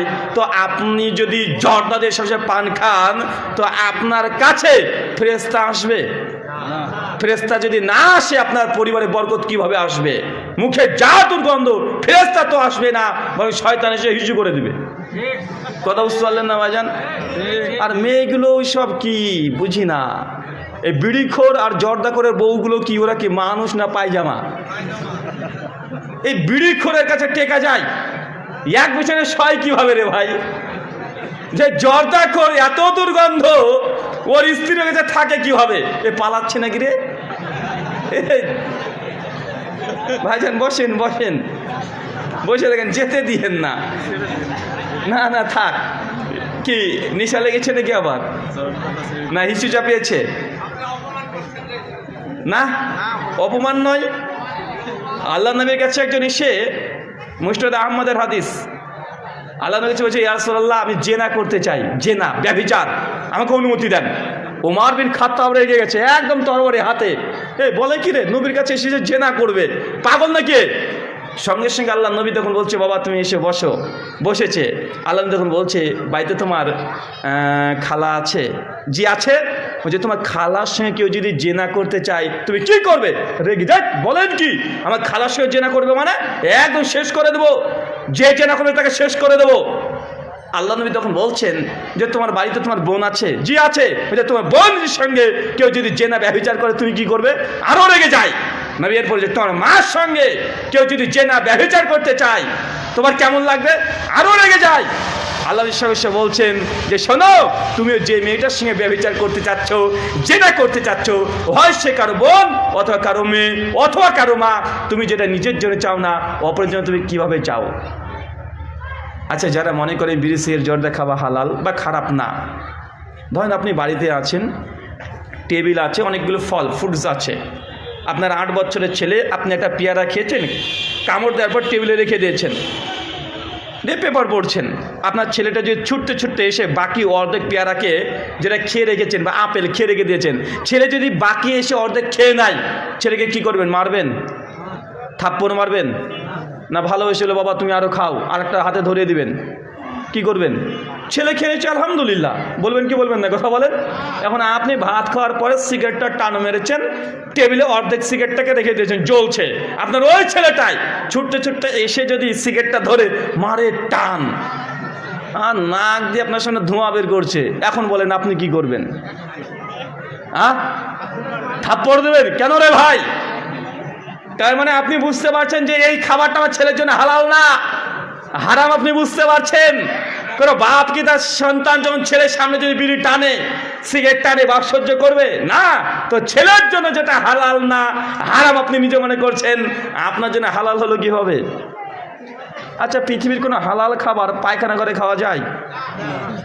হ্যাঁ, দেখে আপনি আপনার শ্বশুর বাড়িতে গিয়েছেন, একদম হাই ফাই একটা পায়খানা বাথরুম আছে, হাই কোমর দেওয়া, টাচ দেওয়া আছে সুন্দর, পায়খানা করে ঢুকেছেন, আরামসে পায়খানা ফিরছেন, আর আপনার বুদ্ধিমতী স্ত্রী করেছে কি, নাটোরের কাঁচা অরিজিনাল রসগোল্লা আর প্লেটে নিয়ে এসে পায়খানা করে ঢুকে দিয়েছে, বলছে নাও খাও, তোমার শ্বশুরি নিয়ে এসেছে। পায়খানা করে বসে থাকবেন আর তুলে তুলে খেতে পারবেন? কে কে পারবেন বলেন তো, আমি দাম দিয়ে যাব। কে কে খেতে পারবেন? কেউ আছেন যে পায়খানা ঘরে বসে ভাত খেতে পারবেন? মাংস, বিরিয়ানি, পোলাও, কিন্তু একটা খাবার মানুষ পায়খানা ঘরে বসে খায়। আবার এত বদ মানুষ, ও আবার বলে আরে ভাই যদি পায়খানাতে যদি গিয়ে না খায়, পায়খানায় ক্লিয়ার হয় না। আছে না নাই? কথা বলেন, আমার আছে না নাই? যে পায়খানাতে গিয়ে যদি না টানে, ওর পায়খানায় ক্লিয়ার হয় না, এ রোগী আছে না ভাইজান? আরে অনেক আছে। তার মানে বুঝতে হবে যে হারাম জিনিস খেয়ে খেয়ে ওর সিস্টেম পুরো পরিবর্তন হয়ে গেছে। মানে যতক্ষণ না নাপাক জিনিস না খাচ্ছে, ততক্ষণ নাপাক জিনিস ক্লিয়ার হয় না। চিন্তা করেছেন সিস্টেম কত উল্টো হয়ে গেছে? আল্লাহ নবী দোয়া করতেন আমালান মুতাকাব্বালা, হে আল্লাহ এমন আমল করা তৌফিক দান করে যে আমলটা তুমি কবুল করবে। আর আল্লাহ কোরআনে বলছেন তাসলা নারুন হামিয়া, আমি আল্লাহ ওই মানুষকে যে ইবাদত করে করে ক্লান্ত হয়ে গেছে তারপরে জাহান্নামে নিক্ষেপ করে দেব। মানে ইবাদত করেও মানুষ জাহান্নামে যাবে, এটা নিশ্চিত জানেন যাবে। কোন ইবাদত গুজার বান্দা যে এত ইবাদত করলো? আপনি তো খুবই অলস ব্যক্তি। মসজিদে যদি ইমাম সাহেব একদিন লম্বা কিরাত শুরু করে দেয়, দেখা যায় সূরা ইয়াসিন আজকে ফজরে গোটা পড়বে, একটু লম্বা করে কিরাত পড়ে চলে যায় আর পেছনকার মানুষ ভাবছে কি রে এত লম্বা ধরে নামাজ পড়ছে কেন, কখন রুকুতে যাবে, টেনশনে পড়ে গেছে। আছে না নাই? পেছন থেকে মুসল্লি বা লুকমা দিচ্ছে নামাজে, ইমাম সাহেব যখন পড়ছে পড়েই চলে যায়, থামে না, মুক্তা দিচ্ছে। আছে না নাই কথা বলেন? এই বুড়োগুলো বেশি করে এই কাজটা। মানে একটু যদি কিরাত লম্বা হয়ে যায়, 4-5 মিনিট ধরে কিরাত করছে দেখা যাচ্ছে প্রথম রাকাতে, বুড়ো হুজুরগুলো আছে কিছু পেছন থেকে একদম খাঁক খুঁক, মনে হচ্ছে সব যক্ষা রোগ এখন মসজিদে, সবার যক্ষা হয়ে গেছে। আছে না নাই? আরে সিজদাতে গিয়েও করে, একটু লম্বা সিজদা হয়ে গেলে মানুষ টেনশনে পড়ে যায়, কি ব্যাপার এই ইমাম কি ঘুমিয়ে গেল নাকি? ওইখানে গিয়েও লুকমা দেয় কি দেয় না কথা বলেন? ওখানে গিয়েও লুকমা দিচ্ছে। আপনি হচ্ছে ইবাদতে অলস, কিন্তু আল্লাহ বলছেন কোরআনে আমিলাতুন নাসিবা, ইবাদত করে করে মানুষ ক্লান্ত পরিশান্ত হয়ে গেছে, তারপরে আমি আল্লাহ তাকে জাহান্নামে নিক্ষেপ করব। চলেন মিশকাত হাদিস 205, আল্লাহ বলছেন কিয়ামতের মাঠে 3 শ্রেণী মানুষকে প্রথম তোলা হবে। কয় শ্রেণীর? 3 শ্রেণীর। তার মধ্যে 2 নম্বর ব্যক্তিগত আল্লাহ নবী বলছেন যে কিছু মানুষ থাকবে কিয়ামতের মাঠে, আল্লাহ তাকে ডাকবেন, ডেকে বলবেন আমার বান্দা দুনিয়াতে তোমাকে কোটি কোটি টাকা দিয়েছিলাম, লাখ লাখ টাকার মালিক বানিয়েছিলাম, কি করেছিলে? ওই ব্যক্তি তখন উঠে আল্লাহ বলে, আল্লাহ তুমি যে অনেকে কোটি কোটি টাকা দিয়েছিলে, আমি ওই এমন কোনো মানুষ নেই যে দান চেয়েছে ওই দান করি নাই। দেখো আমার নামে দুনিয়াতে মসজিদ আছে, আমার নামে মাদ্রাসা, আমার নামে এতিমখানা, সব কিছু আল্লাহ আছে। মানুষকে আমি দান করেছি, দান করে করে আমি সম্পত্তি শেষ করে দিয়েছি। আল্লাহর সঙ্গে সঙ্গে বলবো ওই ব্যক্তিকে আনতা কাযাবতা, আর তুই মিথ্যাবাদী, তুই মিথ্যা কথা বলছিস, তুই আমাকে খুশি করার জন্য কোনো কিছুই করিসনি, তুই তো দান করেছিস। মানুষ তোকে দানবীর বলবে এটা শোনার জন্য। দেখ দুনিয়াতে তোকে সবাই দানবীর নামে চেনে, যা চেয়েছিলি দুনিয়াতে তাই পেয়ে গেছিস, অতএব কিয়ামতের মাঠে তোর জন্য কিছু বাকি নেই। ফেরেশতা একে ধরে জাহান্নামে নিক্ষেপ করে দাও। একদম কালো কুচকুচে বিকৃত ধরনের একদম ফেরেশতা এসে ওই দানবীরকে ধরে টেনে হিসড়ে নিয়ে উল্টো করে গিয়ে জাহান্নামে ফেলে দিবে। দাও দাও করে জাহান্নামে এসে জ্বলবে। বন্ধু কে জ্বলছে জাহান্নামে? দানকারী, দান করে জাহান্নাম। আশ্চর্য! অথচ সহিহ বুখারীর মধ্যে একাধিকবার হাদিস আসছে, নবী বলছেন সাদকাতু বুরহান, দান হচ্ছে দলিল। দান হচ্ছে দলিল, মানে দান হচ্ছে জান্নাত যার জন্য দলিল। জান্নাত যদি যেতে চান দান করে আপনাকে জান্নাত যেতে হবে, না জান্নাত যেতে পারবেন না। কিয়ামতের মাঠে আল্লাহ আপনার হাতে এটা এইভাবে কাগজ ধরে দিবে, আপনার হাতে আরে দলিল দিয়ে দিবে। আপনি জান্নাতের দরজাতে গিয়ে বলবেন ফেরেশতাকে, ফেরেশতা এই যে জান্নাতের দলিল, আমাকে জান্নাতে প্রবেশ করতে দাও। কথা বুঝতে পারছেন? দান কি? দান হচ্ছে দলিল। কোথাকার? জান্নাতে যাওয়ার জন্য। জান্নাতে করে জমি পড়ে আছে, ওই জমিগুলো হচ্ছে আমাদের বাপ দাদাদের সম্পত্তি পড়ে আছে। নবী আদমকে, আদম সালামকে বলেন না, আমাদের আদি পিতা, জান্নাত আল্লাহ গোটা আদম আলাইহিস সালামকে দেয় নাই, আমার হাওয়াকে দেয় নাই। তারা কিছু ত্রুটি করেছে, আল্লাহ দুনিয়াতে পাঠিয়ে দিয়েছে। জান্নাত তো আদম আর হাওয়াকে আল্লাহ দিয়ে দিয়েছে। মানে জমিগুলো কাদের? তাহলে আমাদের বাপ দাদার জমি না? আরে বাপ দাদার জমি। এখন জমি দখল করতে গেলে দলিল লাগবে, আর দলিল হচ্ছে সাদকাতু বুরহান। দুনিয়াতে দান করবেন, কিয়ামতের হাতে দলিল পেয়ে যাবেন। ওই দলিলের জোর দেখে আপনি ফেরেশতাকে বলতে পারবেন এই জান্নাত আমার, কারণ নবী বলেছে দান হচ্ছে দলিল। আমাকে জান্নাতে এই ঘরটা আমাকে দাও, এই জায়গাটা আমার দাও, এটা আমার দলিল। এই দেখো দলিল। আল্লাহ নবী বলছেন দানের হচ্ছে এমন ক্ষমতা, যখন মানুষকে কবরে আযাব দিতে আসবে, কেউ যে দুনিয়াতে দান করে, ওই দানটা কবরের মধ্যে ঢালের মতো কাজ করবে। ঢাল বোঝেন? যুদ্ধ করার সময় আগেকার মানুষ দেখবেন যে একটা গোল ঢাল সামনে ধরতো, কারণ প্রতিপক্ষ যে একটা আঘাত করে লাগবে না। আল্লাহ বলছে যে দান করেছে দুনিয়াতে, কবরের মধ্যে ওই দানটা ঢালের মতো কাজ করবে, কবরে আজাব দিতে আসবে আর ঢাল হয়ে দাঁড়িয়ে থাকবে, আপনি কষ্ট পাবেন না সেই সময়। দানের ক্ষমতা দেখেছেন কত জায়গায় আছে? কবরে দানের ক্ষমতা আছে, জান্নাতে ঢোকার জন্য দানের ক্ষমতা, কিয়ামতের মাঠে দানের ক্ষমতা, সব জায়গায় এমন কোনো জায়গা নেই যে দান আপনাকে সহযোগিতা করবে না, সব জায়গাতে দান আপনাকে সহযোগিতা করবে। কিন্তু আল্লাহ নবী বলেছে দান করে একজন মানুষ জাহান্নামে। দান কয় রকমের হলো? দান কয় রকমের? 2 রকমের। কিছু মানুষ দান করে জান্নাতের সার্টিফিকেট পাবে, আর কিছু মানুষ দান করে প্রথমেই জাহান্নামে চলে যাবে। এই কথা যদি আপনি যতক্ষণ বুঝতে না পারছেন ততক্ষণ ইবাদত করে মজা পাবেন না। আপনি যদি পীরের মাজারে দান করেন, এই দান কোথায় নিয়ে যাবে?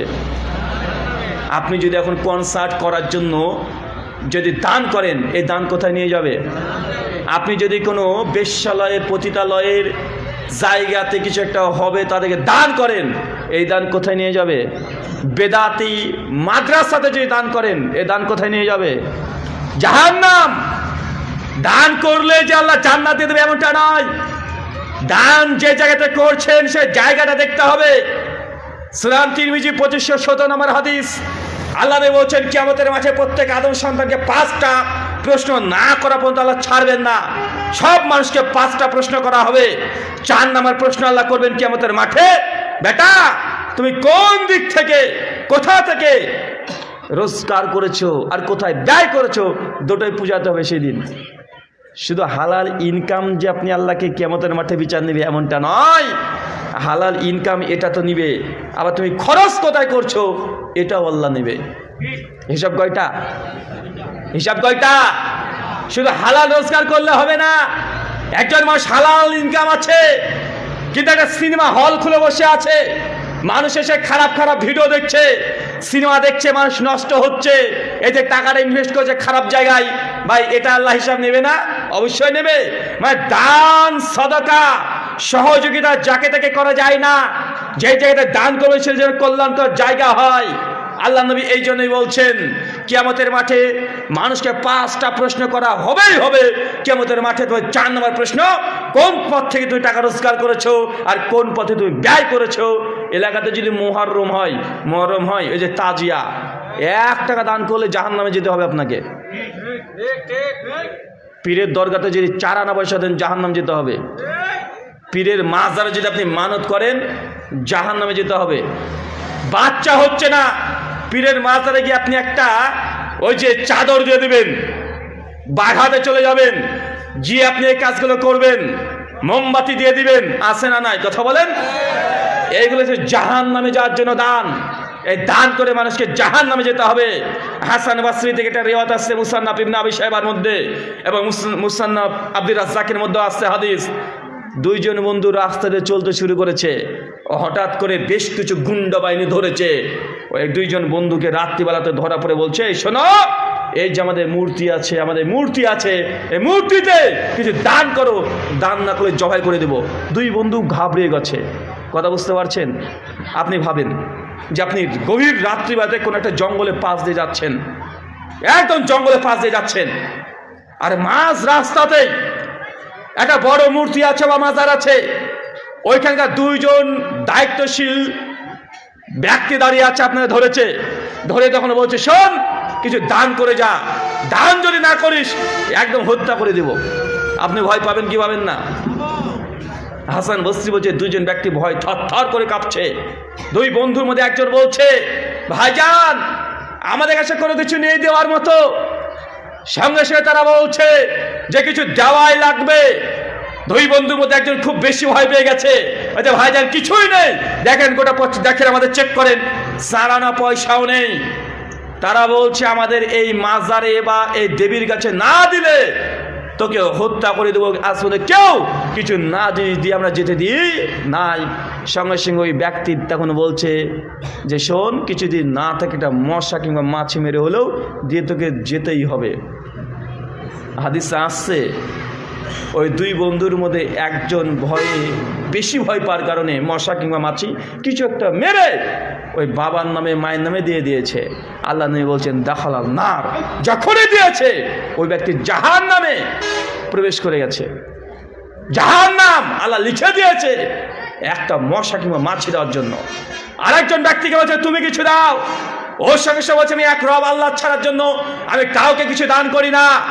ইন্নি সালাতি, নিশ্চয়ই আমার সালাত, ওয়া নুসুকি আমার কুরবানি, ওয়া মাহিয়া আমার জীবন, ওয়া মামাতি আমার মৃত্যু, সবগুলো হবে আল্লাহর জন্য। আমি সারা নাকি একটা মশা মাছি তোমার বাপের নামে তোমার মায়ের নামে আমি দিতে পারি না, মাজার বা খাম্বাতে আমি দিতে পারি না। এই কথা বলার সঙ্গে সঙ্গে ওই ব্যক্তিকে ধরে একদম জিন্দা জবাই করে ছেড়ে দিয়েছে। আল্লাহর সঙ্গে বলছে যখন তার জান চলে গেল দাখালাল জান্নাহ, এই ব্যক্তির জন্য আল্লাহ জাহান্নাম নয় জান্নাত আল্লাহ লিখে দিলেন। তার মানে একটা মশা দান করলে আপনি জাহান্নামে যেতে পারেন। আল্লাহর মসজিদে দান করতে ভালো লাগে না, মাদ্রাসাতে দান করতে ভালো লাগে না, এতিমখানাতে দান করতে ভালো লাগে না, পীরের মাজার আপনি দান করছেন একদম স্বেচ্ছায়। মসজিদে 500 টাকা চাইলে আপনার হাত কাঁপে, বারবার আপনার দরবারে আপনার বাড়িতে গিয়ে বলতে হয় যে মসজিদে ছাদ হবে 500 টাকা দেন, অথচ পীরের মাজারে আপনি বছরে 5-7 হাজার টাকা গরু মোষ সব স্বেচ্ছায় দিয়ে আসছেন। এটা মানুষকে জাহান্নামে যে যাবে ও যেচে চলে যাচ্ছে জাহান্নামে। আচ্ছা না কথা বলেন, বাংলার মানুষ বুঝলই না একটা মাজারে সারানা দান করা যাবে না। যাবে সারানা কি? একটা মশাও দেওয়া যাবে না। ওই মাজারের ব্যক্তিকে খুশি করার জন্য একটা মশাও দেওয়া যাবে না। যদি মনে করেন যে কিছু করতে পারে, আরে আপনার মাজারে যে শুয়ে আছে সে যদি করতেই পারে, তার যদি এতই ক্ষমতা তো তাকে দিবেন কেউ? তার কাছে নিয়ে আসেন। কথা বুঝতে পারলেন না ভাইজান? ওই বাপের যদি এত ক্ষমতা হয় মাজারে শুয়ে আছে, ও নাকি সব কিছু দিতে পারে, তো দিতে পারিস তো আমার টাকা কেনে তুই নিবি? তুই দে না রে বাপ, তুই তো দিবি, তোকে দেওয়া লাগবে কেন? কথা বুঝতে পারছেন না ভাইজান? তো উল্টো হয়ে যাচ্ছে না। মানে বাঙালি আমরা সব কিছু উল্টোই বুঝি। দেখবেন উল্টো বোঝেন আপনি। 25শে ডিসেম্বর এটাকে কি বলেন বাংলাদেশে?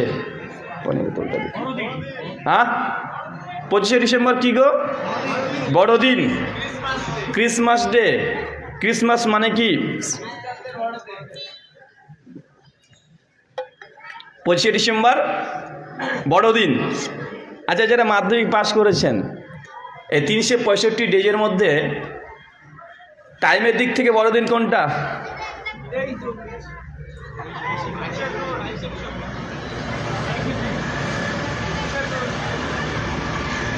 ঠিক আছে, 22 বলছেন, 16-17 জুন জুলাই মাসের দিকে হয় সবচেয়ে বড়দিন। লিপিয়ার হয়ে গেলে একটু বেশি 22-23 হয়ে যায়।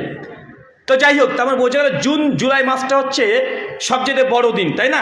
জুলাই মাস। আচ্ছা, শীতের সময় দিন বড় না দিন ছোট হয়? দিন ছোট। রাত কি হয় শীতের সময়? রাত বড়। ওই যে 5টার দিকে রাত লেগে যায়, আর পরের দিন 6টা মতো রাত থাকে। মানে শীতের সময় রাত বড়, দিন ছোট। ডিসেম্বর শীতকাল না গরমকাল? ডিসেম্বর তো শীতকাল। তো ডিসেম্বরে কি দিন কখনো বড় হবে? তা আপনি যে 25শে ডিসেম্বরকে কিভাবে বড় দিন বললেন? হ্যাঁ, দেখছেন তো, যা দেখা যায় তা আসলে সঠিক না। সঠিক? আরে শীতকালে 25শে ডিসেম্বর সবচেয়ে ছোট দিন, কিন্তু বলছে সবাই বড় দিন। খ্রিস্টানরা পালনও করছে, আছে না নাই? কেন জানেন? আপনি তো মুসলমান, বুঝেনও না। আচ্ছা, 25শে ডিসেম্বর কেক কারা কারা খেয়েছেন? একটু হাত তোলেন তো। কেক হাত তোলেন না রে ভাই। কেক তো ভালো জিনিস, ভালো জিনিস না? কেক কেউ খান না? হ্যাঁ, আরে কেকও খান না আপনারা? তো আশ্চর্য মানুষ রে। আচ্ছা, ওই দিন খায় না, মানে একটু চালাক।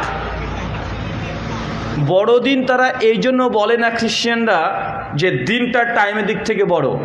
বড়দিন তারা এই জন্য বলে, খ্রিস্টানদের বিশ্বাস 25শে ডিসেম্বর জিজাস ক্রাইস্ট তিনি এই দিন জন্মগ্রহণ করেছেন, আর যিশুকে মনে করে তারা আল্লাহর পুত্র। তারা বলে এই দিন স্বয়ং আল্লাহ সন্তান জন্ম দিয়েছে এই দিনে, এই দিনের চাইতে আর কোনোদিন বড় দিন হতে পারে?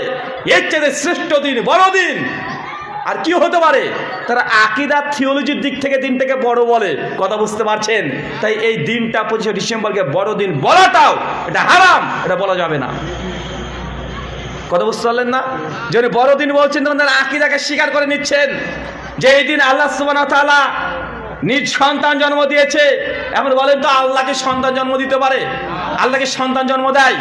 আল্লাহ বলছেন লাম ইয়ালিদ ওয়া লাম ইউলাদ, আল্লাহ কখনো কাউকে জন্ম দেয় না, আল্লাহ কাউকে জন্ম নেয় না। যিনি স্রষ্টা হবেন, আল্লাহ হবেন, তিনি সন্তান জন্ম দেন না। আল্লাহ যদি সন্তান জন্মই দেবে, ধরেন আপনার এলাকাতে একজন ছাত্র 3 দিন স্কুলে যায়নি, শিক্ষক বলছে কিরে কি ব্যাপার, তোকে 3 দিন স্কুলে আসিস নি কেন? ওই ছাত্র যে স্যার আমাদের পাড়াতে একটা ভগবান জন্মিয়েছিল, এই জন্য 3 দিন আসেনি, দেখতে গিয়েছিলাম। ভাই মানুষ হাসবে না? ভগবান জন্মায় নাকি রে বেটা? ভগবান কি গজায় নাকি নতুন করে? কেউ যদি স্রষ্টা জন্মিয়েছে, বেটা হাস্যকর কথা না? একদম ডাঙা হাস্যকর কথা। কিন্তু আমাদের সমাজে অনেক আছে, বিশেষ করে হিন্দু দাদাদের মধ্যে আছে না নাই?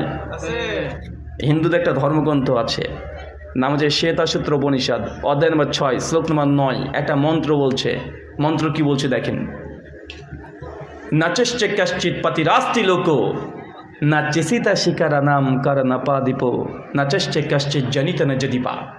যিনি ঈশ্বর হবেন তিনি কখনো কাউকে জন্ম দেন না, কারো কাছ থেকে তিনি জন্ম নেন না। নচা লিঙ্গামা, তার কোনো লিঙ্গও নেই, সে নারীও না, সে পুরুষও না। এই যে ঈশ্বরের একটা বৈশিষ্ট্য। শ্রীমদ্ ভাগবত গীতা অধ্যায় 10 শ্লোক নম্বর 3 আবারও বলছেন, ইয়া মাম্মা জাম্মানাদিম চবিত্ত লোক মহেশ্বরাম আসাম্মুরা সুমেতেষু সর্ব পাপে হি প্রমুচ্ছতে। ইয়ামাম আজাম অনাদি।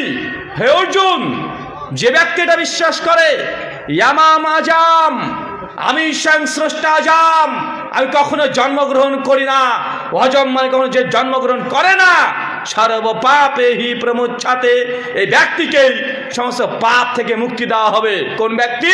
যে ব্যক্তি বিশ্বাস করে ঈশ্বর কখনো জন্ম দেন না, তিনি জন্ম নেও না, এই ব্যক্তির সমস্ত পাপ থেকে মুক্তি পাবে। এটা সনাতন ধর্ম, হিন্দু ধর্ম বলছে। অথচ হিন্দুরাই মনে করে শ্রীকৃষ্ণ তিনি ঈশ্বর, আবার তারা এটাও মনে করে শ্রীকৃষ্ণ জন্মগ্রহণ করেছিলেন বাসুদেবের ঘরে। আছে না নাই? কথা বলেন, আছে।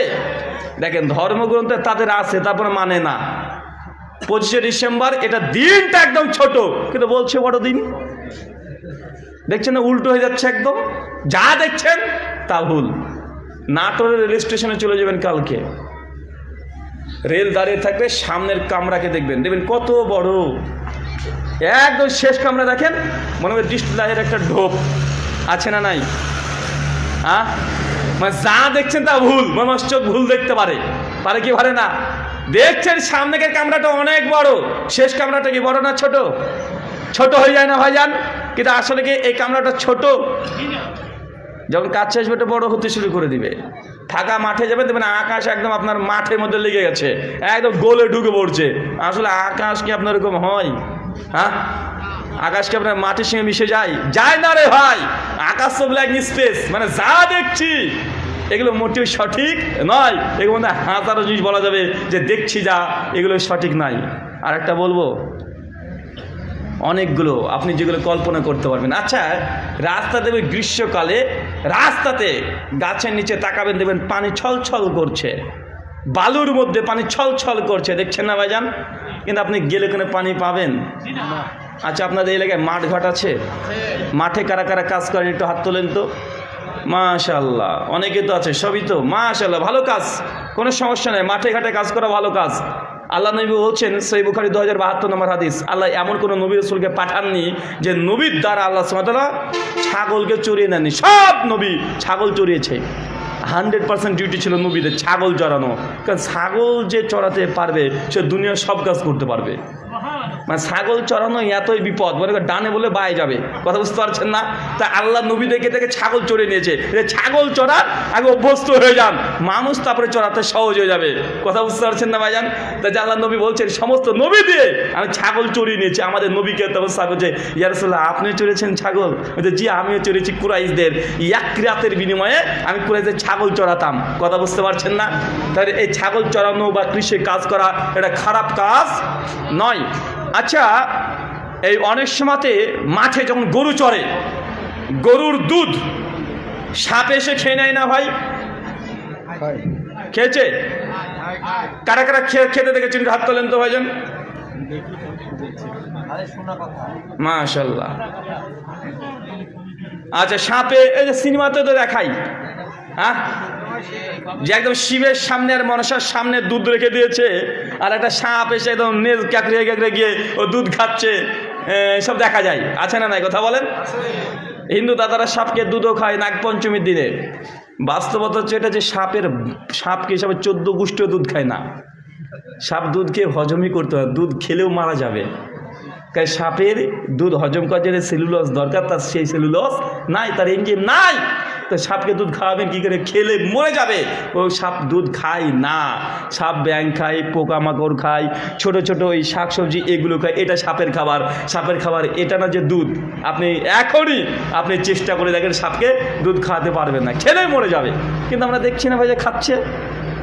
আমাদের ভারতে 2018 সালে এটা নিয়ে অনেক তোলপাড় শুরু হয়েছিল, যখন ভারতবর্ষের কিছু বায়োলজি নিয়ে যারা গবেষণা করে, যারা সাপ নিয়ে গবেষণা করে, ডিসকভারি দেখেন না ভাইজান, তারা একটা রিসার্চ পেপার দিয়েছে যে সাপ কখনো দুধ পান করতে পারে না।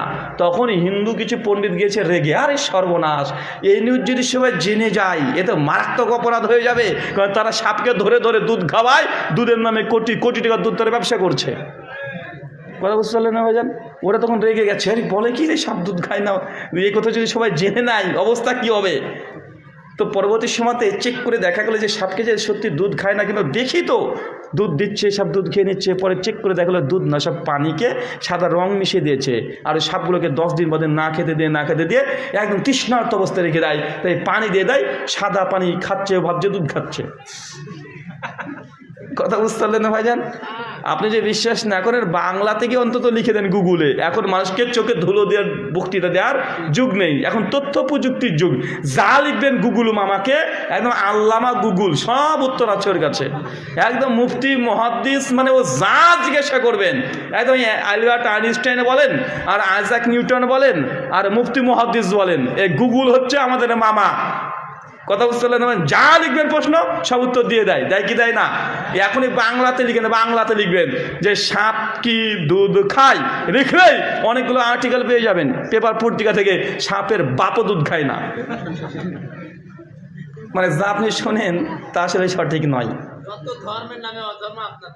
হ্যাঁ, আমার দেশে তো এখন দেশ নিয়ে যদি বেশি এই করে রে ভাই, তাহলে আমার দেশের একটু বলি নাকি। আচ্ছা, আমার দেশে দুর্গা পুজো করে, দেখবে দুর্গা কত সুন্দর দেখতে, 10খানা হাত আছে, চোখ নাক মুখ খুব সুন্দর আছে, লাখ লাখ টাকার তাকে সোনা দানা গহনা পরিয়ে দেয়, দেখতেও ভালো লাগে, ভালো লাগে না ভাইজান? ভালো লাগে। কিন্তু এটা আমার দেশে দুর্গা পুজো করছে, এটা বেশি খারাপ না? আপনার দেশে মরা মানুষ মরে হাড় হয়ে গেছে, ভেতরে এই যে আপনার কি মানে একটা কবর দিয়েছে মাটি দিয়ে আর যে সিমেন্ট বালি দিয়ে, ওটাকে পুজো করছে, কোনটা ভালো? এবার দুটোই খারাপ ধরলাম, তারপরে গু আর মুত, এখন কোনটা? দুটোই নাপাক। এর একটার চাইতে একটা নাপাক বেশি না কম, কথা বলেন? আরে হিন্দুরা তো তার একটা মূর্তি নির্মাণ করছে মানুষের মতো দেখতে, 10-12টা হাত আছে, এটা তো একটা মানে হয়।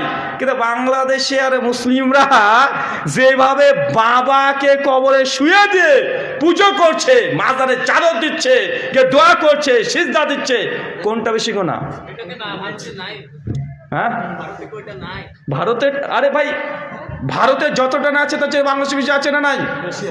বেশি আছে না ভাইজান? আমাদের ভারতে হিন্দু দাদারা গরুর কাছে চাই, আপনাদের সিলেটে ওই যে কি মাছের কাছে চাই, কচ্ছ বেঁচে যায় না? হ্যাঁ, সব খবর রাখি আমরা। হ্যাঁ, হিন্দু থেকে বলছেন যে গরু পূজারি, আপনারা মাছ কচ্ছপ পূজারি। বাংলাদেশে আছে না নাই? বাংলাদেশ বলে আপনাকে অপমান করছি না, মানে এই যে জিনিস সব জায়গাতে আছে। আরে বট গাছ যেগুলো আছে ওনে সুতো বেঁধে দেয়, বেঁধে দিয়ে দোয়া করে, প্রার্থনা করে যে আল্লাহ ভগবান আমাকে এই দিও, এই দিও, এই দিও। দেখছে বট গাছেও দড়ি বাঁধে। এটা ভারত বাংলাদেশ বলে না, কিছু মানুষ আছে যাদের নৈতিক জ্ঞান বুদ্ধি এত পায়ের নিচে, হাতুর নিচে নেমে গেছে, যেটা বট গাছে গেছে কি মানুষ চাই। আছে না নাই? কথা বলেন। আছে। আল্লাহ সুবহানাহু ওয়া তাআলা আমাদেরকে এই সব কুকর্ম, খারাপ কর্ম থেকে বেঁচে থাকার তৌফিক দান করে, সকলে পড়ি আমিন। সমাজে শুধু আপনাকে যে কথা বলছিলাম, ইবাদত করেও কিছু মানুষকে জাহান্নামে যেতে হবে। যেমন একটু আগে দেখলেন, কোনো মানুষ যদি ইবাদত করে কিন্তু ইবাদতে যদি আল্লাহকে খুশি করার জন্য না হয়, ইবাদত যদি 1 কোটি রাকাত নামাজ হয়, আল্লাহ কবুল করবে? আল্লাহ কবুল করবে না। আল্লাহ বলছেন, মান তাওয়াল্লাকা তাইমাতান ফাকাদ আশরাকা। যে ব্যক্তি তাবিজ ঝোলালো, এ ব্যক্তি শিরক করলো। আচ্ছা, আপনি তাবিজ ঝোলান? তাবিজ আছে সমাজে? সমাজে তাবিজ আছে না নাই? আল্লাহ নেই বলছেন সুনান তিরমিজি 2072 নম্বর হাদিস, মান তাওয়াল্লাকা তাইমাতান ফাকাদ আশরাকা। যে ব্যক্তি তাবিজ ঝোলালো, এই ব্যক্তি শিরক করলো। মানে আপনি যতই ভালো মনে করেন না কেন, যত বড় হুজুর আপনাকে তাবিজ দিয়ে দিক না কেন, যত বড় আল্লাহর ওলি এসে আপনাকে তাবিজ দিক না কেন, তাবিজ দিলেই এটা শিরক হবে, গুনাহ, পাপ। তাবিজ নিয়ে যদি মৃত্যুবরণ করেন, আপনার জাহান্নামে জায়গা হতে পারে। কিন্তু আপনি পাপটাকে পাপ মনে করেন না। আছে না ভাইজান? আল্লাহর নবীকেও জাদু টোনা করেছিল ইহুদি নারী, এ হাদিস জানা আছে না নাই? তো আল্লাহ আসমান থেকে শেষে কি তাবিজ নাজিল করেছিলেন? একটা তাবিজ পাঠিয়ে দিয়েছিলেন যে ইয়া রাসূলুল্লাহ তাবিজ পড়েন। আল্লাহ কি পাঠিয়েছিলেন? সূরা নাস আর সূরা ফালাক। আল্লাহ পাঠিয়ে দেন যে নবী আপনি পাঠ করেন, পড়েন, এর চর্চা করেন, তিলাওয়াত করেন, তাই জিন ভূত সব পালিয়ে যাবে। কিন্তু আমরা এক্সট্রা নাস আর ফালাক না পড়ে হুজুর আমাকে তাবিজে ঢুকিয়ে হাতে বেঁধে দিচ্ছে। আছে না নাই? আছে। যখন কোরআন মাজিদ আপনার হাতে আছে, এই কোরআন মাজিদ নিয়ে আপনি বাথরুম পায়খানা যান কি যান না? বুঝতে পারলেন না মনে হয়। হাতে তাবিজের মধ্যে যদি সূরা নাস আর ফালাক থাকে, তাহলে এই তাবিজটা নিয়ে আপনি বাথরুম ঘরে যান কি যান না? কোরআন মাজিদ বাথরুম ঘরে নিয়ে যাওয়া জায়েজ? পায়খানা ঘরে নিয়ে যান কি যান না? পায়খানা ঘরে কোরআন মাজিদ নিয়ে যাওয়া জায়েজ? আচ্ছা, কোরআন মাজিদ আপনার হাতে এখন সূরা নাস ফালাক বাঁধা আছে, স্ত্রীর সঙ্গে সহবাস করছেন, তারপর আপনি নাপাকি থাকেন, নাপাক অবস্থায় কোরআন মাজিদ হাতে রেখে দেওয়া জায়েজ? তো আপনি তাবিজ পড়ছেন যে? আল্লাহ নেই বললেন কোনো বিপদ আসপাদ হয়ে গেলে সূরা নাস, ফালাক, ইখলাস, আয়াতুল কুরসি এগুলো পড়তে। কিন্তু এগুলো না পড়ে আপনি হাতে, মাজায়, গলায় আর চোখে আর নাকে আপনি তাবিজ দিলেন। এটা হুজুরদের ব্যবসা। হুজুর এগুলো ব্যবসা করে খাচ্ছে। এটা হুজুরদের পরিষ্কার ব্যবসা। আল্লাহ নেই বলছেন, মান হালাফা গায়রিল্লাহ ফাকাদ আশরাক। যে ব্যক্তি আল্লাহ ব্যতীত অন্য কারো নামে কসম কাটলো, ফাকাদ আশরাকা, এই ব্যক্তি শিরক করলো। আচ্ছা, আমাদের সমাজে কসম আছে? কেউ কিছু একটু অভিযোগ করলেই বলে মায়ের কিরি, বাপের কিরি, স্বামীর কিরি, মসজিদে উঠে কিরি, ছেলের মাথায় হাত দিয়ে করি, 2 চোখ ছিঁড়ে কিরি। আছে না নাই? একটাও কসম কাটা যাবে না। আল্লাহ নেই বলছেন, মান হালাফা গায়রিল্লাহ ফাকাদ আশরাকা। যে ব্যক্তি আল্লাহ ছাড়া অন্য কারো নামে, যে কারো নামে যদি কসম কাটে, ফাকাদ আশরাকা, এই ব্যক্তি শিরক করলো। সুনান তিরমিজি হাদিস নাম্বার 1524। আল্লাহর নাম নিয়ে কসম কাটতে হবে, আল্লাহবিহীন কারো নামে কসম করা জায়েজ না। মান নামে কাটলো গুনাহ হবে, পাপ হবে। কেন? আল্লাহর নামে কসম কাটতে, আল্লাহ স্রষ্টা, কোনো সৃষ্টি বস্তুর নাম ধরে কসম কাটা যায় না। ইবাদত আগে বলেছি, আমিলাতুন নাসিবা, ইবাদত করে করে মানুষ ক্লান্ত। তাসলা নারুন হামিয়া, তারপরে আল্লাহ বলছে তাকে জাহান্নামে নিক্ষেপ করবে। তার মানে মানুষ বাহ্যিক দিক থেকে অনেকগুলো ইবাদত করে ফেলছে, কিন্তু ইবাদতগুলো আল্লাহ কবুল করছেন না। কেন? যদি ইবাদতের মধ্যে শিরক থাকে, আল্লাহ কবুল করবেন না। যদি ইবাদত করছেন কিন্তু আল্লাহকে খুশি করা না, অন্য কারো খুশির জন্য আপনি ইবাদত করছেন, মানুষকে দেখানোর জন্য ইবাদত করছেন, এই ইবাদত আল্লাহ কবুল করবেন না। আপনি মসজিদে নামাজ পড়তে বসেছেন, দাঁড়িয়েছেন, আমি এসে মসজিদে ঢুকেছি, আপনি তো মনে মনে ভাবছেন রুহুল আমিন ভাই এসেছে, আমি তো রুহুল আমিন ভাইকে ভালোবাসি, তো প্রত্যেকদিন রুকুতে গিয়ে আপনি 4 বার 5 বার আপনি তসবিহ পড়েন রুকুতে গিয়ে। আজকে আমি বসেছি, আমি নামাজ পড়া দেখছি আপনার, আপনি মনে মনে ভাবছেন যে রুহুল ভাই দেখছে, আজকে 5 বারের জায়গায় 10 বার রুকু করে দিলেন, মানে রুকু সিজদা দিলেন, তাসবিহগুলো পাঠ করলেন, এই যে অতিরিক্ত 5 বার করলেন, এই যে 5 বার অতিরিক্ত তাসবিহ করলেন, এটা কি আল্লাহকে খুশি করার জন্য না আমাকে খুশি করার জন্য? রাহুল ভাই দেখবে, তাই না? আমাকে দেখানোর জন্য আপনি 5 বার অতিরিক্ত রুকুতে গিয়ে তাসবিহ বেশি পাঠ করলেন। তো এই যে সালাতের অতিরিক্ত তাসবিহ দিলেন, এটা কাকে খুশি করার জন্য? আল্লাহকে করার জন্য করেছেন না আমাকে করার জন্য? তা আমি খুশি হব, আল্লাহ কি হবে?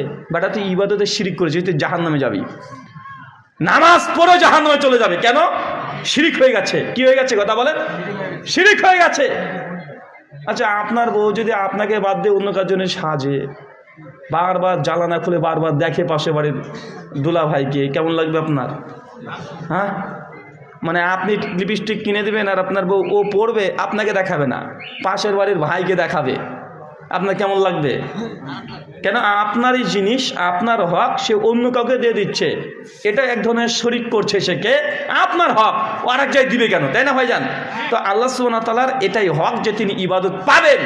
ইবাদত আল্লাহকে খুশি করার জন্য করতে হবে। আপনি যদি আরও কাউকে খুশি করার জন্য করেন, এটাকে বলা হচ্ছে শিরিক। তারপরে শিরিক যুক্ত ইবাদত যদি হয়, মানুষকে দেখানোর জন্য যদি ইবাদত হয়, আল্লাহ ইবাদত কবুল করবে না। আরেকটা আছে ইবাদত কবুল করার শর্ত, সেটা হচ্ছে বিদাত মুক্ত অবস্থায় হতে হবে। বিদাত মুক্ত বোঝেন কি বলেন তো? ইবাদত মনে করে করছেন কিন্তু নবী করেনি, আপনি বলছেন ভালো কাজ তো, আল্লাহ নবী দিবস পালন করছেন, নবীজির আগমন শুভেচ্ছা স্বাগতম, খুব খুশি, নবীজি 12 রবিউল আউয়াল তিনি পৃথিবীতে এসেছেন, একদম রিয়ালি বের করছেন, জশ্নের জুলুস করছেন, খুব খুশি। রাত্রিবেলাতে গত রাত্রিবেলা মদ খেয়েছিলে, মুখে এখনো ঢেকুর তুলে গন্ধ বের হবে, সকালবেলা গিয়ে আশেকে রাসূল আছে না নাই কথা বলেন? একদম ভ্যান নিয়ে, রিক্সা নিয়ে, গাড়ি নিয়ে ছুটছেন, নবীজির আগমন শুভেচ্ছা স্বাগতম, আমরা আশেকে রাসূল চিৎকার মারছেন। কিন্তু আল্লাহ নবী যদি ইবাদতটা না করে থাকে, এই ইবাদতটা আপনাকে জাহান্নামে নিয়ে যাবে। ইবাদত করলেও মানুষ জাহান্নামে যায়। আপনি বলতেন ভাইজান ভালোই তো কাজ, ভালো কাজ করছে, আল্লাহ জাহান্নামে দিয়ে দেবে। জি চাচা, প্রতিদিন ফরজ নামাজ কত রাকাত পড়েন? 17 রাকাত। আচ্ছা, জুমার দিন কত রাকাত পড়েন? জুমা কত রাকাত? 2 রাকাত। তাহলে জুমাতে কত রাকাত হলো টোটাল? হ্যাঁ, কত হলো? 15 হলো না? প্রতিদিন 17 রাকাত, জুমাতে কত রাকাত? 15 রাকাত। এখন নামাজ পড়া ভালো কাজ না খারাপ কাজ? এখন কোনো আল্লাহর ওলি যদি এসে বলে প্রতিদিন তো জোহর 4 রাকাত পড়ি, আচ্ছা আজকে জুমাটাকে 4 রাকাত পড়বো, আর আপনার মসজিদে ইমাম যদি বলে যে জুমা 4 রাকাত হবে, ওই ইমামের পেছনে নামাজ পড়বেন না ধরে ঠ্যাঙাবেন? ওই ইমামের পেছনে নামাজ পড়বেন? আমি আগামী জুমা আপনাদের মসজিদে 4 রাকাত যদি পড়াই, আমি এসে যে ভারত থেকে এসেছি বড় বক্তা, 4 রাকাত নামাজ পড়ো জুমা, কি আমার পেছনে নামাজ পড়বেন? কেন? নামাজ পড়া ভালো কাজ না? হ্যাঁ, নামাজ পড়া ভালো কাজ না চাচা? তো জুমা 4 রাকাত পড়লে নামাজ হবে না বাতিল হবে? 4 রাকাত যদি জুমা পড়তে যায় নামাজ হবে না বাতিল হবে? শুধু কি বাতিলই হবে না জাহান্নামে যেতে হতে পারে? হ্যাঁ, 4 রাকাত নামাজ যদি অতিরিক্ত পড়ি, আল্লাহ আপনার ঠ্যাঙায় ধরে, তোকে যা দেশে তা নিয়ে কিন্তু মাতব্বরি করেছিস। সূরা হুজুরাত তোমার 1 আল্লাহ বলছেন, ইয়া আইয়ুহাল্লাযীনা আমানু, হে বিশ্বাসীগণ, লা তুকাল্লিদু, তোমরা আল্লাহ এবং আল্লাহর রাসূলের অগ্রগামী হও না। আল্লাহ সুবহানাহু ওয়া তাআলা যা দিয়েছে, নবী যা দিয়েছে তাকে বেশি এগিয়ে যেও না। সূরা মুহাম্মদ আয়াত নম্বর 33, ইয়া আইয়ুহাল্লাযীনা আমানু, হে বিশ্বাসীগণ, আতিউল্লাহ, আল্লাহর আনুগত্য করো, ওয়াতি রাসূল, রাসূলের অনুসরণ করো, ওয়ালা তুবদিলু আমালাকুম, অন্যথায় কম বেশি করতে গিয়ে তোমাদের আমলগুলোকে বাতিল করো না। মানে নবী যা দেয় না আপনি তা যদি বেশি করে করেন সেটাও বাতিল, নবী যা দেয় না সে যদি কমিয়ে দেন এটাও বাতিল। মাগরিব নামাজ কয় রাকাত? কেউ যদি বলে 4 রাকাত পড়বে, ইচ্ছাকৃত নামাজ হবে না, নামাজ বাতিল হবে? সে যদি মাতব্বরি করে প্রতিদিন 4 রাকাত নামাজ পড়ছে, নামাজ পড়া ভালো কাজ, আমি 4 রাকাত পড়বো, প্রতিদিন 4 রাকাত পড়ে, এই নামাজ থেকে জান্নাত না জাহান্নাম নিয়ে যাবে? জাহান্নাম নিয়ে যাবে। আবার কেউ যদি বলে যে জোহরের নামাজ 4 রাকাত, 2 রাকাত পড়বো, প্রতিদিন 2 রাকাত পড়ছে, নামাজ আল্লাহ কবুল করবে? 2 রাকাত পড়ছে, 2 রাকাতের আল্লাহ নাকি দেবে? তাও দিবে না। কেউ যদি বলে যে আমি এই সাহারি করেছি, ঠিক 5টার দিকে এসে 1 গ্লাস পানি খেয়ে নিল, তার রোজা হবে না? এই যে সারা দিন কষ্ট করেছিল, এই কষ্টের আল্লাহ নাকিটুক দেবে? দেবে না, বাতিল করে দিবে। করবে কি করবে না? তার মানে আপনাকে বুঝতে হবে ইবাদত ওটাই, নবী যা দিয়েছে অতটুকু ইবাদত, বেশিও করা যাবে না, কমও করা যাবে না। বেশি করলেও গুনাহ, কম করলেও গুনাহ। নবী যা দিয়েছে, মা আতাকুম রাসূলু ফাকুযুহু ওয়া মা নাহাকুম আনহু ফান্তাহু, আমার নবী তোকে যতটুকু দিয়েছে অতটুকুই নাও। যা নবী দেয় নাই, ভালো হোক, তারপরে করা যাবে না। সূরা হাশর আয়াত নম্বর 7। তা আল্লাহ নবী তো কিয়াম করেনি, আপনি করছেন কেন? ভালো যে, আরে ভালো হয়েছে তো কি হয়েছে, নবী তো করেনি। ভালো হলে নবী করতেন না? বাপ মারা গেছে, 40 খান আপনি করছেন, আছে না নাই? ভালো কাজ, মানুষকে খাওয়াচ্ছি, তো তুমি ভালো বুঝলে, নবী বুঝলো না? নবীর সাহাবীরা বুঝলেন না? আল্লাহ নবীর ইন্তেকালের পরে আমাদের আয়েশা 45 বছর জীবিত ছিল, তিনি একদিনও 40 খানা করতে পারতেন না, একদিনও বুট ছোলা গুনতে পারতেন না, একদিনও কোরআন খানি করতে পারতেন না, কোরআন বক্সিয়ে দিতে পারতেন না, একদিনও দেয় নাই। আল্লাহ নবীর মৃত্যুর পর নবীর 11 জন স্ত্রী জীবিত ছিল, 11 জন, কেউ করলো না। তারা ধর্ম বুঝলো না, আপনি বাংলাদেশে বুঝে নিলেন। আমরা ধর্মটা কিভাবে করছি তাহলে? আপনাকে এতটুকু আগে বুঝতে হবে, নবী যে আমল দেয়নি ভালো হলেও করা যাবে না। আর যদি বলেন যে না ভালো জিনিস করলে ক্ষতি কি, তাহলে এক কাজ করবেন, ওই জোহরের নামাজ 5 রাকাত পড়ে দিবেন, জুমা 4 রাকাত পড়বেন, মাগরিব 4 রাকাত পড়ে দিবেন। পড়লে কি জায়েজ হবে না হারাম হবে? হারাম হবে। মানে ইবাদত চাচা এতটুকু বুঝেন, আবেগের জায়গায় ইবাদত না, ইবাদত আবেগের জায়গা না। আপনার মন চাইলে আপনি যখন তখন নামাজ পড়বেন, এটাও পড়তে পারবেন না। সারা রাত যদি কেউ তাহাজ্জুদের নামাজ পড়ে, জায়েজ? ঘুমাবো না, সারা রাত তাহাজ্জুদের নামাজ পড়বো, জায়েজ হবে? সহিহ বুখারী 5063 নম্বর হাদিস, আল্লাহ নবী বলছেন যে রাত্রের কিছু অংশ ঘুমাও, কিছু অংশ তাহাজ্জুদের নামাজ পড়ো। ফামান রাগিবান সুন্নতি ফালাইসা মিন্নি, আর যে সারা রাত্রি তাহাজ্জুদের নামাজ পড়বে বুজুর্গি দেখাতে গিয়ে, সে আমার উম্মতের অন্তর্ভুক্ত না। কেউ যদি বলে সারা জীবন রোজা রাখবো, রোজা কখনো ছাড়বো না, ঈদের দিনে রোজা রাখবো বুজুর্গি দেখাতে গিয়ে, আল্লাহ তাকে গুনাহ দেবে না নাকি দেবে? কেন? রোজা রাখা খারাপ কাজ নাকি? রোজা রাখা ভালো কাজ, কিন্তু ঈদের দিন নবী রাখতে নিষেধ করেছে। তুমি যদি করো, এই রোজা তোমাকে গুনাহ দিবে, জাহান্নাম নিয়ে যাবে, জান্নাত নিয়ে দেবে না। আমরা এতটুকু যদি বুঝে নিতাম, সমাজে যে কুসংস্কারগুলো আছে, অতিরিক্ত ইবাদত, একদম ভাবছি যে ইবাদত সবে বরাতে রাত্রি কে কত রাকাত নামাজ পড়তে পারে। সবাই তো রোজা রাখা হয় না ভাইজান, গিয়েছে না? একদম রাতে একদম মসজিদকে আলোক সজ্জা করে লাইট দিয়ে কে কত নামাজ পড়তে পারে, একদম চলছে। কে বলছে 100 রাকাত পড়েছি, কে বলছে 80 রাকাত পড়েছি। বেটা, তুমি তো পড়ছো ভালো কথা, কিন্তু নবী যে পড়েনি, সাহাবীরা যে পড়েনি, তুমি পড়ছো নামাজ, কিন্তু আল্লাহ নবী বুঝলো না রাত্রের গুরুত্ব, সাহাবীরা বুঝলেন না, ইবাদত করলে না। তুমি আমি করছি, এই ইবাদত তোমাকে কোথায় নিয়ে যাবে তুমি চিন্তা করে দেখেছো? বারবার আমরা এই জন্যই বলি, ইবাদত অতটুকুই করেন যতটুকু নবী করতে বলেছে। নবী যা করতে বলেনি, নবীর চাইতে ওভারটেক করে, নবীর চাইতে আগে যাওয়ার চেষ্টা করেন না। অনেক পীর বলছে, মুরিদ বলছে যে আমার পীর এত বড় পীর, এক পায়ে দাঁড়িয়ে উনি তাহাজ্জুদের নামাজ পড়তেন। এ পীর নয়, শয়তান। তোমার পীর এক পায়ে দাঁড়িয়ে তাহাজ্জুদের নামাজ পড়েছে, এটাকে বুজুর্গি না শয়তানি? এটা যদি বুজুর্গি হতেন, তাহলে আমার নবী প্রথমে এক পায়ে দাঁড়িয়ে নামাজ পড়ে দেখাতেন এবং বলতেন যে সাহাবী আমার এক পায়ে দাঁড়িয়ে তাহাজ্জুদ নামাজ পড়া বেশি উপকার। নবী করেনি, নবী 2 পায়ে দাঁড়াতেন, সাহাবীরা 2 পায়ে দাঁড়াতেন।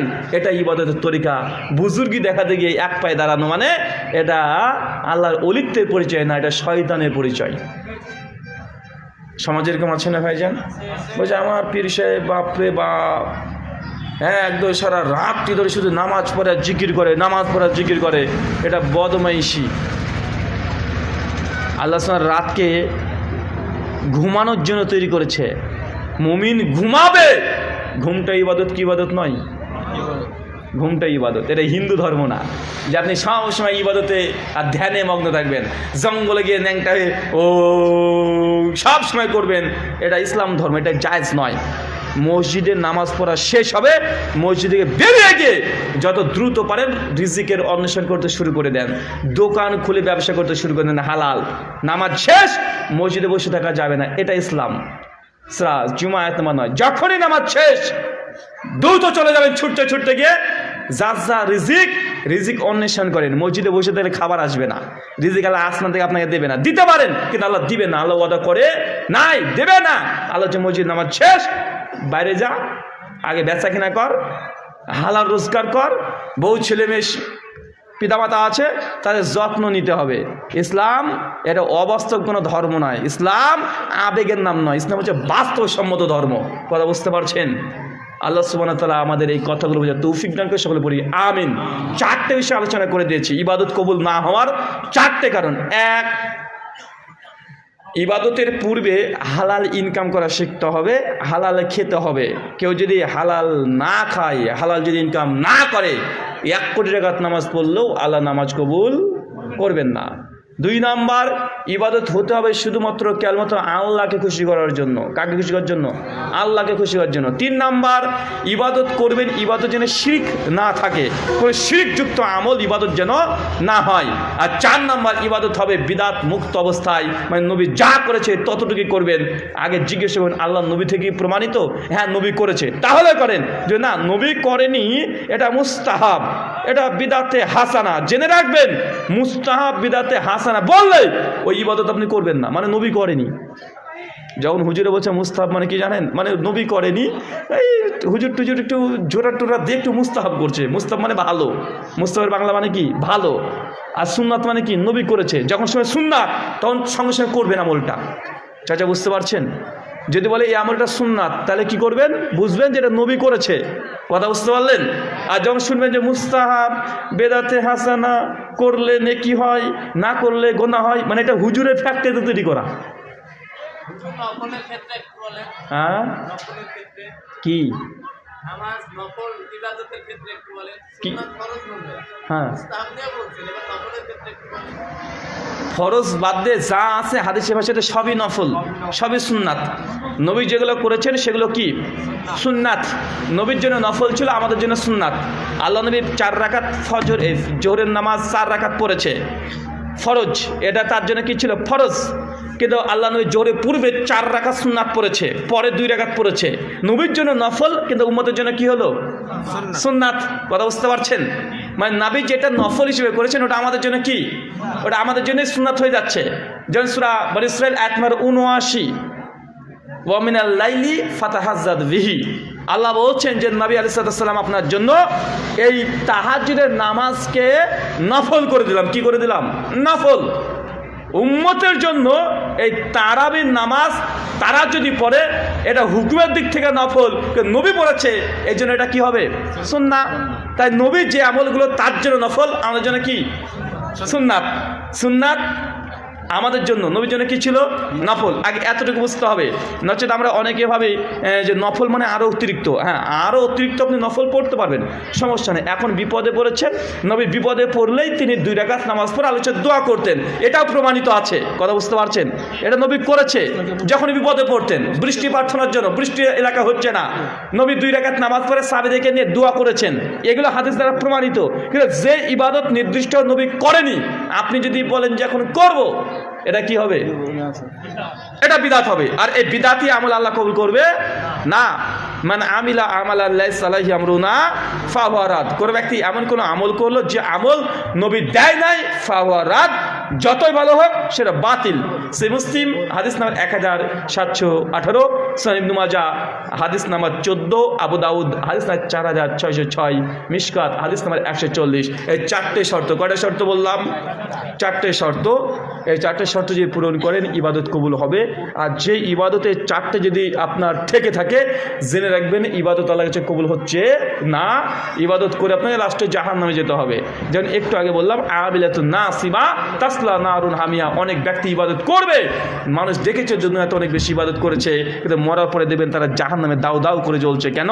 কারণ হয় ইবাদত আল্লাহকে খুশি হওয়ার জন্য করেনি, 2 হয়তো হারাম খেয়েছে ইবাদত করেছে, 3 হয়তো শিরিক করেছে, 4 বিদআতে আমল করেছে। মানুষ দেখেছে দুনিয়াতে ইবাদত করেছে, কিন্তু ইবাদতগুলো কোথায় নিয়ে যাবে? জাহান্নামে যাবে। আল্লাহ সুবহানাহু ওয়া তাআলা আমাদের 4টে শর্তকে বর্জন করে চলা তৌফিক দান করে। সকলে বলি আল্লাহুম্মা আমিন। আল্লাহ যে কোনো ইবাদত যেন তোমাকে খুশি করে করতে